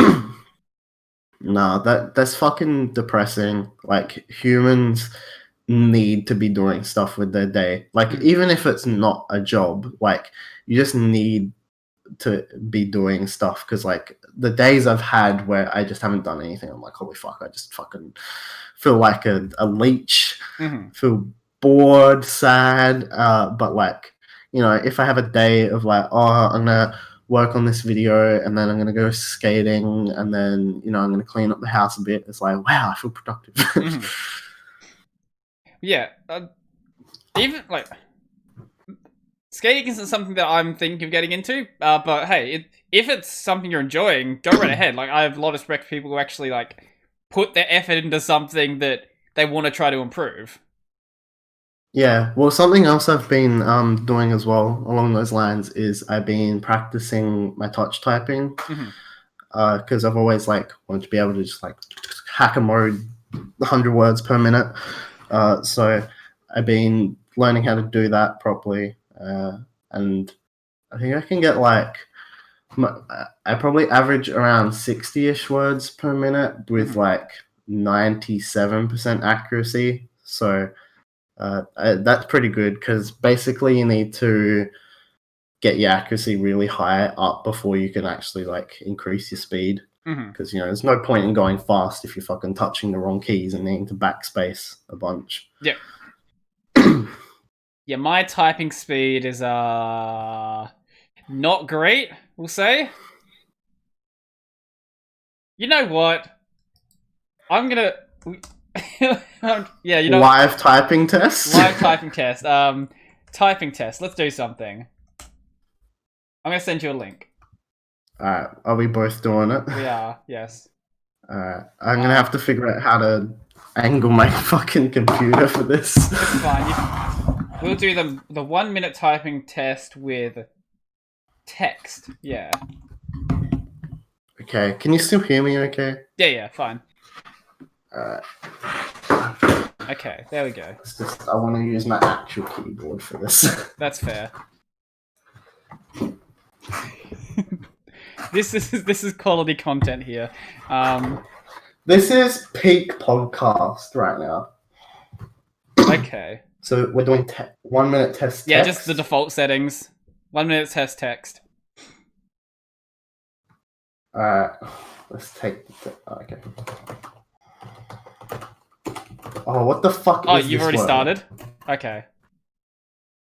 Yeah, well, I just figured you might as well just start. Oh, okay. Well. Oh my god. Oh god.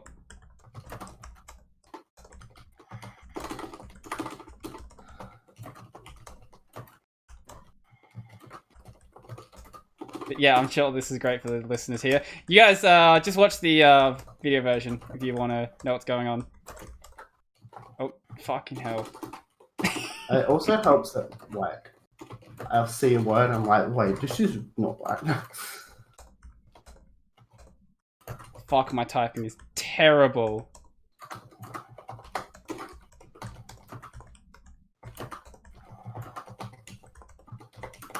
I forgot how long a fucking minute is. Ugh, that was actually disgusting. I'm doing another one.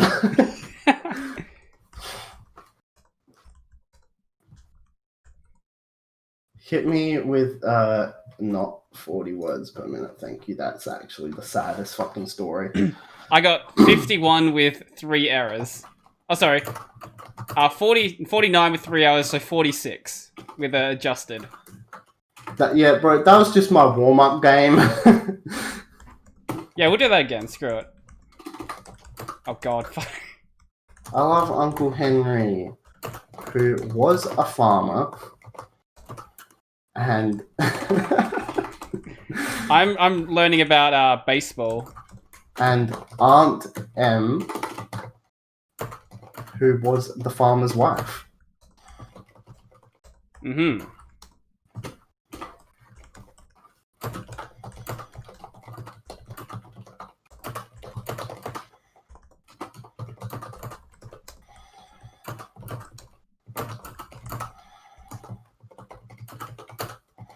Yeah, is Tech Over Tea just going to become a typing podcast? Surely.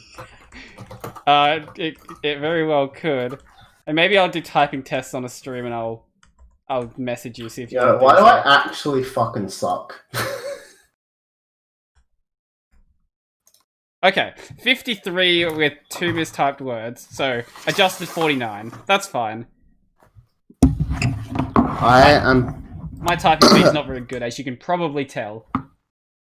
I think I'm just very flustered because I just got 46 words per minute. I'm like, that's yuck. I actually didn't know how to touch type for a long time. I think what taught me how to touch type was actually doing stuff in the terminal, because I was actually typing a lot more than I otherwise would be. Yeah. Yes, I don't have anything to say, but yeah, well, obviously typing more is gonna make you type more, so you're gonna get better at typing. Just practice. And plus, looking at the keyboard while you're typing, or looking at the keyboard while you're typing doesn't make for a good video. So you sort of have to force yourself to make mistakes, fix them, and then go from there. Mm. But I'm really bad. One thing I am bad with is actually using the keyboard properly. Like, I don't type properly. That's why my words per minute is so slow. Like, you don't have your keys on the home row? Yeah, I basically just henpeck. Yeah. Yeah, I used to do that a lot, but I've been trying not to. Basically, I just use like my pinky to hit modifier keys and thumb on space, and that's all the other keys, all the other fingers I use. It's yeah. Yes. I just don't really have a reason to improve my typing speed. Maybe I'll do it at some point. Yeah, I don't really have one either. I'm just like, it's something else for me to do that's like doesn't really take a lot. Because like, I'm not just doing like the tests. There's like a racing car thing. Yeah, that's what I was looking for, but I couldn't find it. Yeah, the one I've been using is called Nitro Type. I'm just like I'm improving my skill, and I'm also like having a bit of fun because you get to race people, and if you win, you're like, yeah, fucking take that. And he's so shit at typing. So are you saying that it's good for getting your random numbers that just boost your dopamine? Yeah, exactly. Words per minute literally is just a random fucking number. Yeah, unless you're like a typist or you're a live translator, it really doesn't matter how fast you type. It's just sort of like an e-peen thing. It's well, actually, I can type at 120 words per minute. I've looked at places like Nitro Type, and there are people that are like 200, and I don't know if that's actually how fast they're typing, or because that's fucking insane. I think people can get. I don't know about 200, It but might I not know be people 200, can but it get was some like real high number. 150 plus. I'm pretty sure. Mm-hmm. I watched this good video a little while ago. It was basically this guy. He was a really fast. He could type at 100 words per minute as an average, and he switched his keyboard layout from QWERTY to one of the other ones. Yeah. And basically, the whole video was like him kind of relearning how to type, and he found it super difficult. But then after a while, it kind of just clicked, and he could type super fast there. But when he tried to type with QWERTY, he was just like useless. I'm going to send you a video. Just keep talking. I'll show it in a second. I think he switched, but he found this person that could switch between the two layouts at will and be like super fast on both, which I thought was quite interesting. Yeah, no, if you want to type fast, apparently QWERTY's not how you do it. I don't know what you should be doing. This is a dude who is going to be typing at 200 words per minute. Like, what the fuck am I looking at? I don't, wait.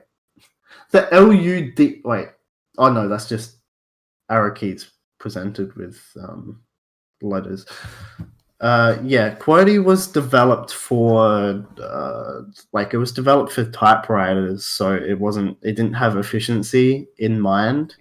The story I typically hear is it was developed for typewriters to stop them jamming.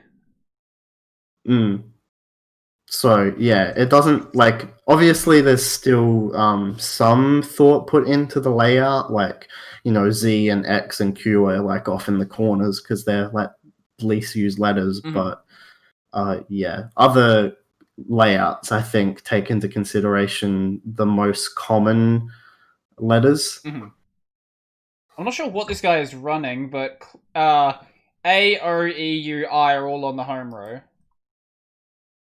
Yeah, well, because they're all the vowels. Yep. But there's not just one alternative keyboard layout. There's probably there's quite a few. The most well known is Dvorak, but there's plenty of others. Yeah. Fuck, I love this picture of the lizard Spider-Maning. We're gonna find some keyboard layouts. 6 non-QWERTY keyboard layouts.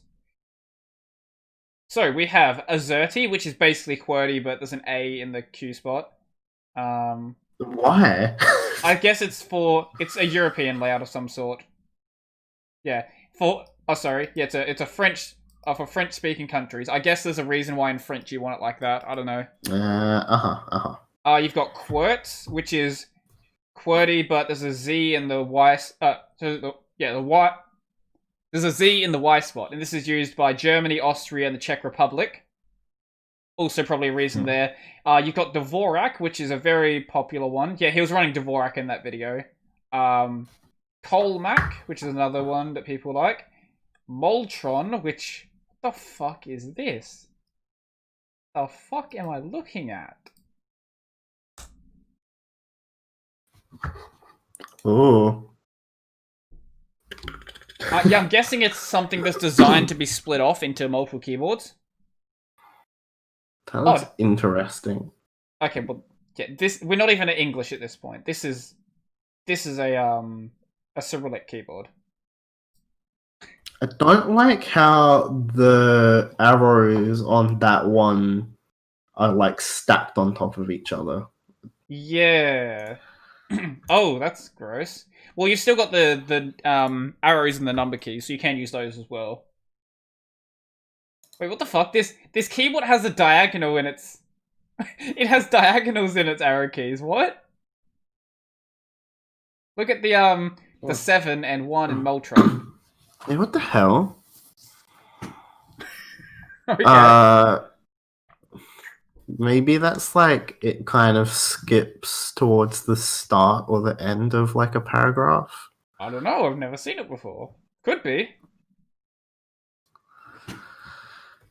Interesting. That looks pretty strange. But yeah. Anyway, there are alternate layouts. There's a couple that have gotten really popular on YouTube with really viral videos.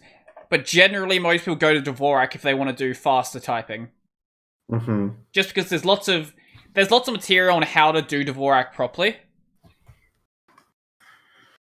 I'd like. I don't know if I'd really want to put the time into doing that because, like, it would just be on your computer, and then whenever you want to use someone else's to like flex, you can't really do it without having to be like, "Oh, just wait a sec, I just got to install this this custom keyboard layout." Yeah, if I'm going to be doing a custom keyboard layout, I'm going to be doing it for another language. I'm not going to do it for English. Yeah. Like, I want to start learning Japanese at some point. And I could get myself a Japanese keyboard, but the cheaper option is get a basically just keyboard software that remaps everything. Have I flexed how I can solve a Rubik's Cube on Not on the podcast. You flexed it in person before. I mean, I have flexed it in person, but that's just because I was like learning it every day. Show people your world record speeds. World record speed is not very good. Much better than I can do.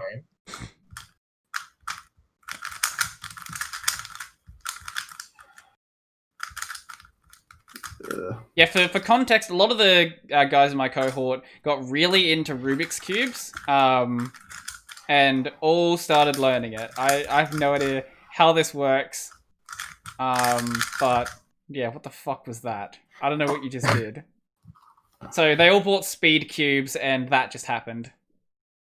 Yeah, well, I think Corey already had a speed cube, and then I learned how to do it and was bringing it to uni as like something to do on the train ride. Mm-hmm.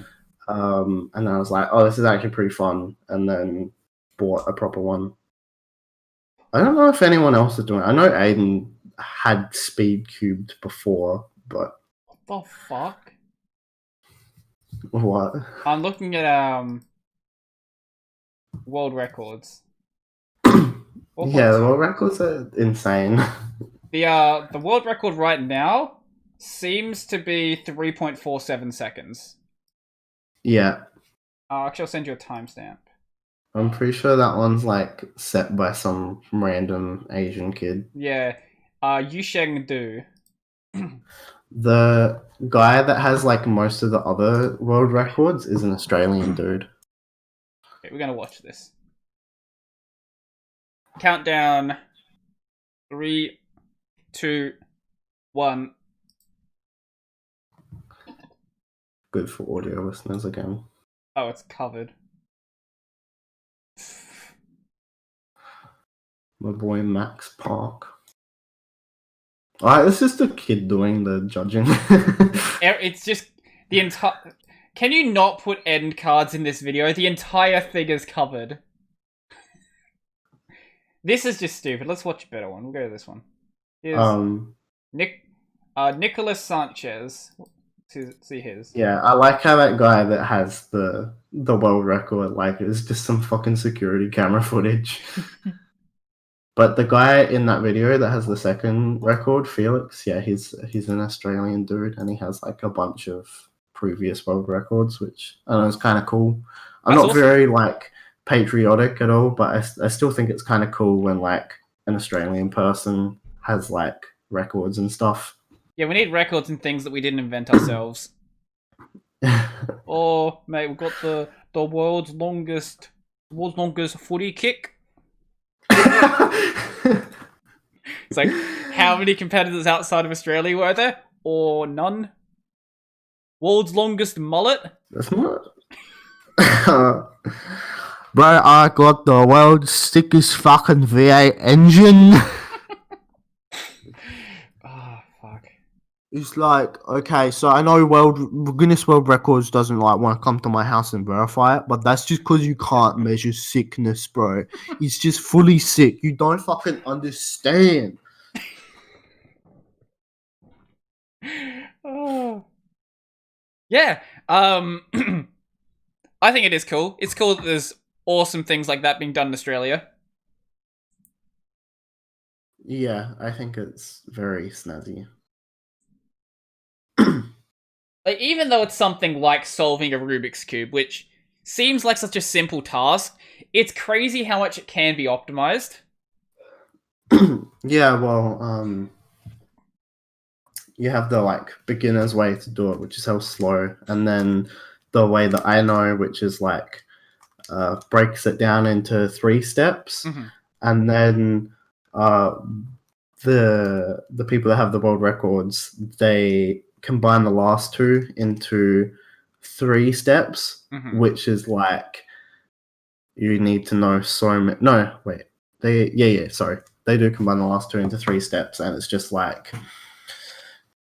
tens of thousands of algorithms that you need to remember. It's ridiculous. I pick up a Rubik's Cube and I just start shuffling it randomly. I don't know what to do with it. I think that's what most people do. What is this toy? What is this magical device? I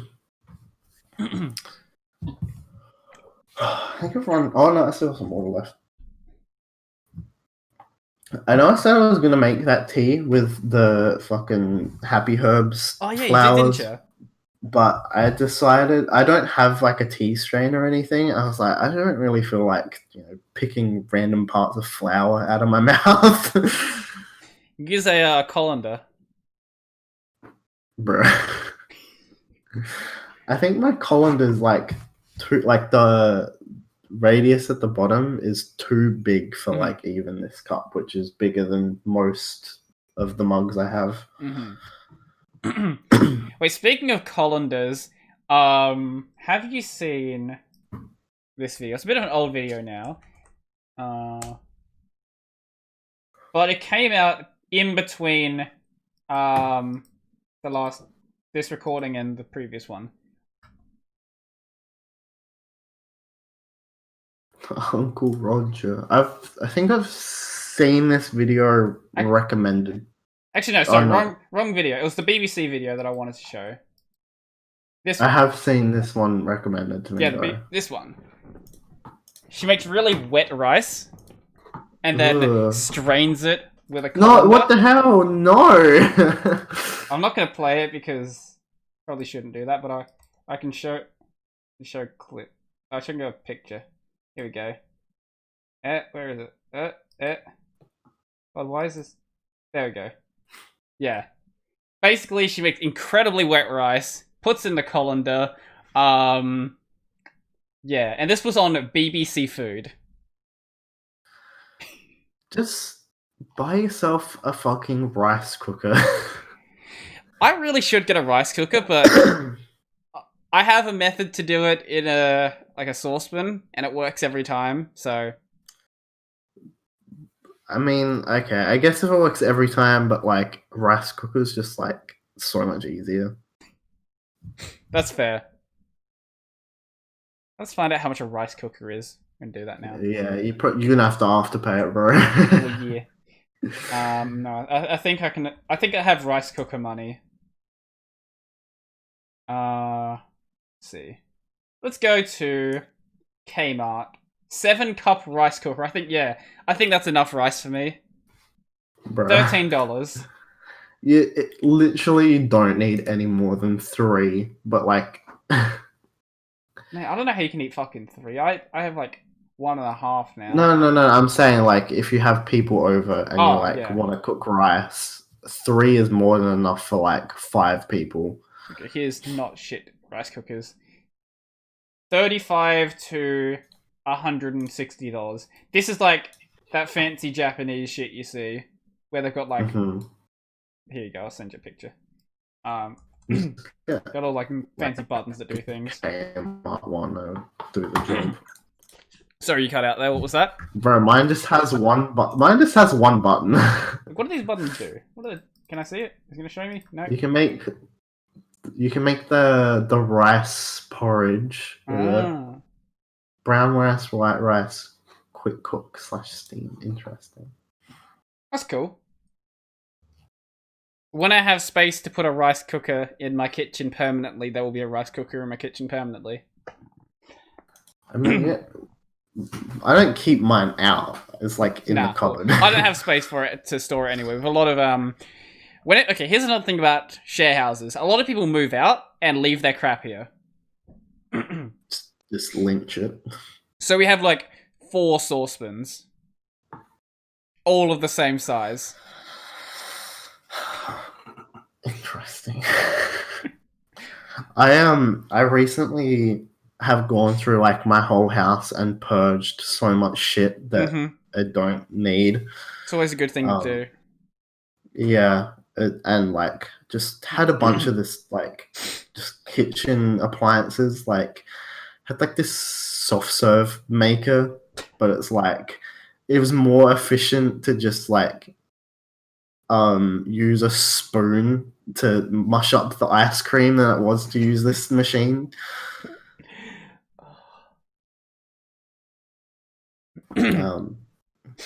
Yeah, so I throwing out a bunch of stuff is always good. Well, most of it was like just donated to like op shops and stuff. Yeah. But if you can donate, I generally donate stuff. Yeah, I think for like we had like 1 or 2 big rubbish bags, and then for each of those there was probably like 3 donate bags. Because, there's no point in throwing away stuff that you don't use that still works. Yeah.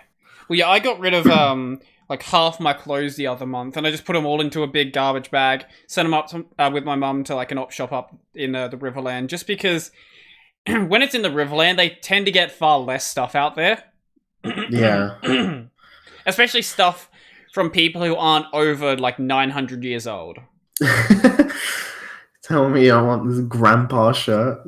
Like, you'll see, like, there are so many, like, dresses from the 50s in op shops up there. I mean, if you ever want to film something set in the 50s, there you go. I guess so. That's one way to do it. But, yeah, it's... Just donate your stuff. There's no point trashing it. Like, don't trash it. Yeah. Do you reckon, when you start doing your Q&A streams, the beard trolls are going to come back? I've had a couple of them recently, but most of them got chucked into the spam. Let's find some of the comments. Oh, that reminds me of one of the topics I wanted to talk about. We can go over some of the comments from the angry people last time. Yes. I like this. Held for review. Let's see. No, these are people just posting links. No, don't. YouTube, stop fucking putting them in spam. These are people just posting legitimate comments. What are you doing? The assholes are rub. What are you talking? Have a look at this manga. What? Have a no, that's people just posting links to phishing sites. Beard.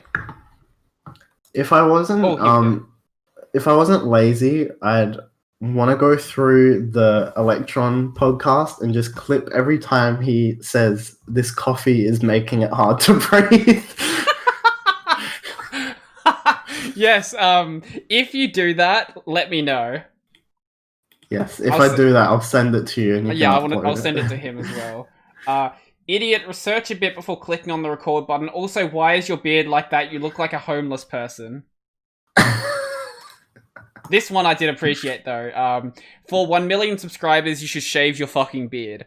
Okay, if I get 1 million subs, I'll say it right now, I'll shave my beard. Here it is, folks. Do you reckon you'll ever crack 1 million? No, I'm a Linux channel. I was gonna say, I think your Linux is a bit too niche to get 1 million subs. Unless my like when I start doing gaming stuff, that might take off. That could hit 1 million. Oh no. But no, not on the Linux stuff. Not anytime soon. I think the biggest Linux channel right now, like actually Linux created, like there are big Linux channels, but they're you know doing other things besides Linux, or they're one of the like the Linux tutorial channels that the ones that basically upload the stuff you'd see on somewhere like lynda.com. Though some of those have tons of subscribers, but I think the biggest creator, that would be Chris Titus Tech. How many subs does Chris have? But he also does Windows stuff as well. 225,000. Biggest influencer. Yeah, fucking hate the word influencer. Coincidence? Influencer? Influenza. I knew you were fucking going there. Coincidence? I think not. Coronavirus influenza sent us inside to watch the influencers. Open your fucking eyeballs. Politics. Poly means many. Ticks mean bloodsuckers. Politics is full of bloodsuckers. Oh, fucking hell. So, okay. But while I'm looking for this, how was the Electron podcast? I liked it. Mm-hmm. I zoned out as soon as you guys started talking about library in the second half, but I loved all the conspiracy talk. Yeah, that's not what I expected. I knew he was like real deep in conspiracies, but that was not the direction I was expecting that podcast to go. Not at all. Like even when especially when he started going down like the fucking David Icke route, the 5G nonsense. Like, can we not? I like my YouTube channel existing. Yeah, I loved it though. It's easily one of my favorite ones. Let's see. Video view. Where's my browser? Properties.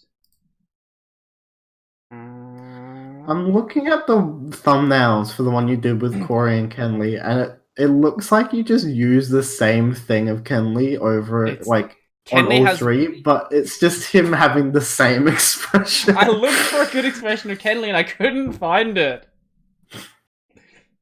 Okay. So, first one we have is from Mr. Snail Anime Art. I don't care, yo clowns. I already pre-ordered the system and it's gonna be an awesome console. This dude, I backed it day one. Back at number 1,272. Who comments that? Okay, so these are the comments that ended up getting put into the held for review, we'll say. On the Atari rant? Yeah. So, the reply to that comment that I just said was from Reviewed Popcorn. You got scammed... you idiot. You got scammed into buying an Ouya 2.0. Which is beautiful. I like that. This is my favorite. Okay.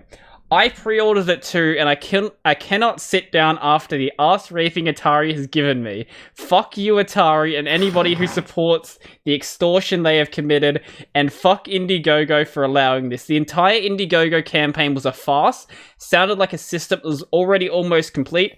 They hadn't even started planning for it. Sadly, there were extra comments here, but yeah, basically they got deleted. Oh, we have one more from Mr. Ryan Brown. Some grade A fuckboy shit. Most of the other comments, YouTube wasn't very happy with and deleted them. They got much worse from here. this dude that almost literally way more powerful than a Raspberry Pi and runs more software. The Pi comparison is getting really old. Again, VCS is far more powerful and flexible than a Pi. Can Raspberry Pi run Windows? No, VCS can. I'm not saying VCS is the best thing ever, but it's way more useful to me than a Pi. I respond with, it can run Windows. Even if that's technically possible, that still feels like grasping at straws because there is no way it could perform nearly as well or have as good compatibility as the x86 based Atari. Bro. What a fucking weapon. This part's going to be clipped, by the way, so if anyone wants to leave some more hate comments, give us some fuel for next time, feel free to do so. I told you, I have to shit on something that everyone likes. We were talking about this before we started the podcast, but I suggested that we shit on Keanu Reeves to try and get some people mad, but we couldn't think of anything what I'll that's say actually like 100% bad, other than like Reddit morons just blindly saying "I love you." What I'll say is this picture right here basically sums up how I feel about any of the haters.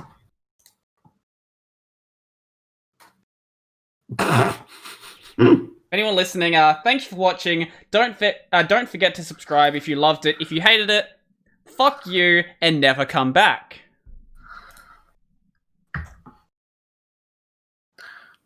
I mean, like, I'd still like want the dumb fucking people. I love them. They're great. Because it's funny because they still just give you views and boost your chance to get thrown into recommended. So yep, dislikes boost the algorithm just as much as likes do. YouTube doesn't treat them differently. That's why you'll see like videos that have a 20% like to dislike ratio with millions of views, because videos that are super controversial, YouTube loves. Mm-hmm. Unless they get into conspiracy territory, and then they're like, we must stop this because we don't like money. Because, yeah, we don't want people to not be able to think for themselves.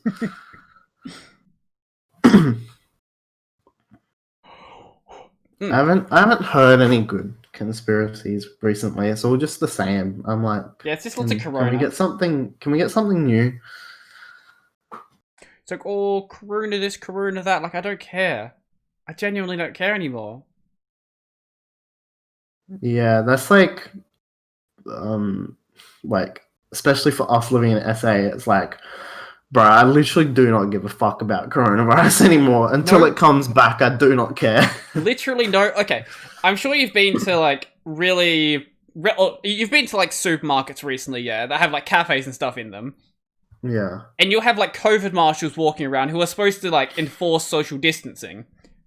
They're not enforcing social distancing. No one's doing that. No one cares in this state at this point because we don't have any cases. The only cases we've had are the ones we import from other states, and then we just lock them in a hotel for a couple of weeks. Lock them in a prison. I want some good conspiracies. Like, I love birds being drones that recharge on power lines. I love that. I knew about the birds and drones, but I didn't know about the recharging on power lines. Yeah, as there's like a bunch of videos because like birds naturally just go on power lines, and there's some videos where it's just like a whole line of them across like from one pole to the other, and it's just like, bro, they're recharging themselves. Oh, I wish I was like just for one day. I want to know what it's like to be in the head of someone who thinks that everything is a conspiracy. It would be interesting, but also I'm pretty sure it's just like you'd feel very overwhelmed because it would basically mean that everyone's out to get you. I feel like it'd be like if you just got really fucking high and you're just having Just the massive panic attacks. Yeah, would be similar to that, I guess. Yeah. It would be interesting, but it would be real terrifying for sure. Like, honestly, there's some things that are just not conspiracy. Some things are just as they are. Right, fucking the trees The trees, yes. are grooming us because they give us oxygen. So they're Well, they gaining are our trying to stop you. trust. But just be ready. Just be ready for when the trees revolt and they become sentient and their roots come out of the ground like, and they start walking around and they just like fucking bash themselves on all the different people. Like And the Weeping Willow from Harry Potter. That one. yeah, exactly. And no one's gonna believe it because they're only gonna do a couple every year until every tree in the world can revolt. It's actually the most retarded thing I've ever said. Yeah, it's probably couldn't be too far off. But actually, that's the topic. Speaking of Harry Potter, I really fucking hate how much of a meme it's become to like that series. Because it's actually a good series, but because there's so many people who are like, "Oh my god, Harry Potter is everything in my life." Like, oh, what house are you in? Like, I don't fucking care. Because of people like that, it's sort of just like funny to like Harry Potter at this point. But no, it's actually a good series, and I would highly recommend watching it all the way through if you haven't done so. But keep yourself grounded in reality. It's actually really good timing because I watched them all like this month. Yeah, they're really good. It's really good world to get sucked into while you're watching it. But yeah, don't go off the rail too far because it's. Like, you'll see boring white girls who are like, "Oh, I'm gonna wear my Ravenclaw fucking scarf. I'm gonna wear my Hufflepuff boots or whatever." It's like, stop. Also, if your house is Hufflepuff, you need a better house. Have you watched Fantastic Beasts? I haven't. The first one is like okay. It's like it doesn't really capture the same magic as the other movies, but like it's it's enjoyable to watch. But the second one is like pretty garb. Which does not have me hopeful because apparently there's meant to be like 3 more of them. Oh god. Yeah. When a series goes on for that long, it's bound to have some bad eggs. Actually, of the original series, what was your favorite? Number 5. That was Order of the Phoenix. I remember people. Yeah. No, I remember when I was younger. That was my least favorite one. But after rewatching it, I'm like, this is fucking hell good. Yeah, Order of the Phoenix is amazing. I would say that's probably my favorite as well. I think my least was probably Goblet of Fire.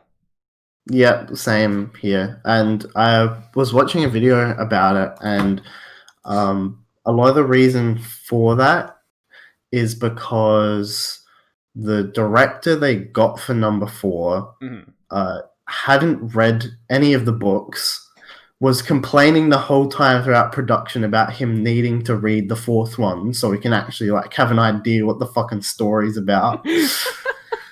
And then he was trying to like compete with the previous directors, be like, yeah, my movie's going to be the best one because I got fucking so-and-so actor. And I don't know if this is the director's fault, but a lot of the romance in number 4 is just like painful. Very, very much so. And also, everyone didn't get a haircut that year for some reason. I don't. Is that the case? They look fucking weird. Yeah, they all have like, I think it was like a trend at the time, maybe, but everyone had like super long hair. Oh yeah, they did, didn't they? The fuck? Why is Harry needs a bit of a haircut.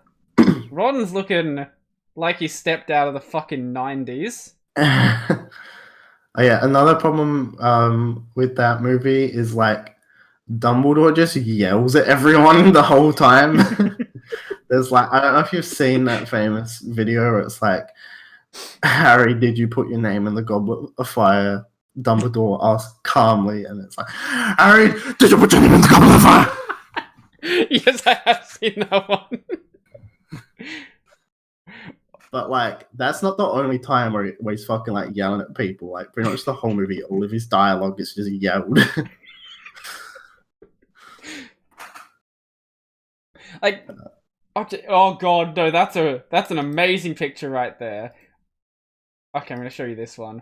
This really shows off how bad the hair was in this movie.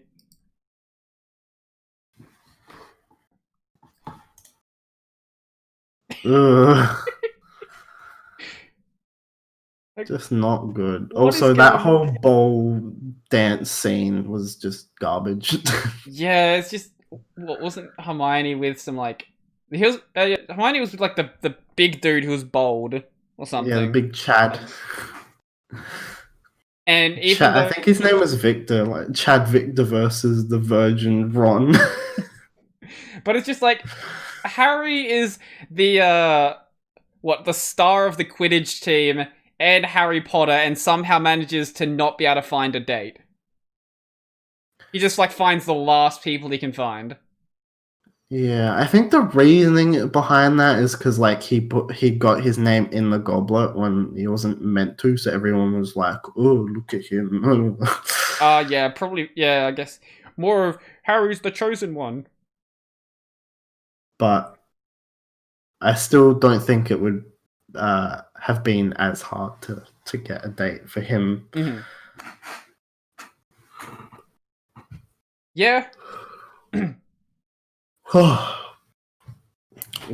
you know, I'm feeling a bit hungry, so I'm happy to wrap it up if you are. Yeah, we can do that if you want. I'm happy to end whenever. Close that one off. Yeah, cool. Where can people find you? That one. Are you actually still making videos? I haven't actually checked your channel in a while. I uploaded a video 6 days ago. Okay. But the video before that was like a month and a half ago. What was it? Actually, it's Kozhan, isn't it? Yeah. So my channel is Kozhan, but everywhere else is Supercozman. You did. Oh right, yeah. I haven't actually seen that one yet. Fellas, I'm not gay. Genius interview. Yeah, I don't know if you've watched a Genius interview, but I think I did a pretty good job emulating it. I've seen a couple of them. I'm pretty happy with how that video turned out. Mm-hmm. Oh, and you're getting closer to 100 subs. Slowly but surely. Also, I think Library changed their thing because I checked my Odyssey channel and it had synced over all of my videos, even though I wasn't at 100. So that was cool. That's cool. Yeah, they might have changed that. I'm not sure. This is a question for you. Yes. How do I log into Odyssey? Is it just the library thing? It's just a front end for library. Okay. Because, yeah, I just wanted to log in and check it out. Yeah, it's actually a big improvement. We have notifications now, which is something that should have been there from the start. Yeah, it's just a better platform all around. The comment trees work properly. So if you comment to something, you reply to it, and you reply to the reply, it's under that reply, rather than being a reply to the top comment. So, actually, well, that's better than YouTube's one, then. So, yeah. That's nice. Yeah, so, you get what I'm trying to say, right? Like, you have a... Yeah. Yeah, you reply to the top comment, you have a reply under that, it'd be, like, indented in, then the one under that would be indented further. Yeah. Yeah. No, should have done that from the start. Yeah, that is better than YouTube. Yes. Yeah. So, that's where you can find me. Kozhan, Supercozman. Cool. You know what? We already talked about channels earlier, but if is there another channel that you've been watching lately?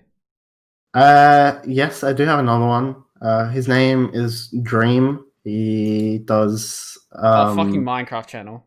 yeah, Minecraft channel, but I like knew the name sounded familiar. not cringe Minecraft channel, Oh, but I know who it is. Yeah. it's not like he needs a shout out or anything. I'm pretty sure he has like 11 million subs, but I've been watching some of his stuff. It's pretty good.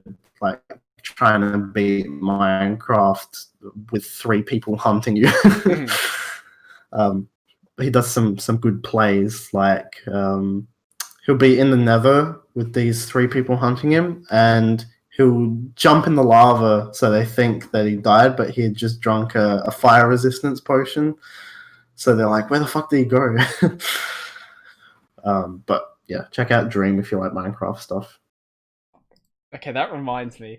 This is a different channel than I was gonna say because you mentioned Dream.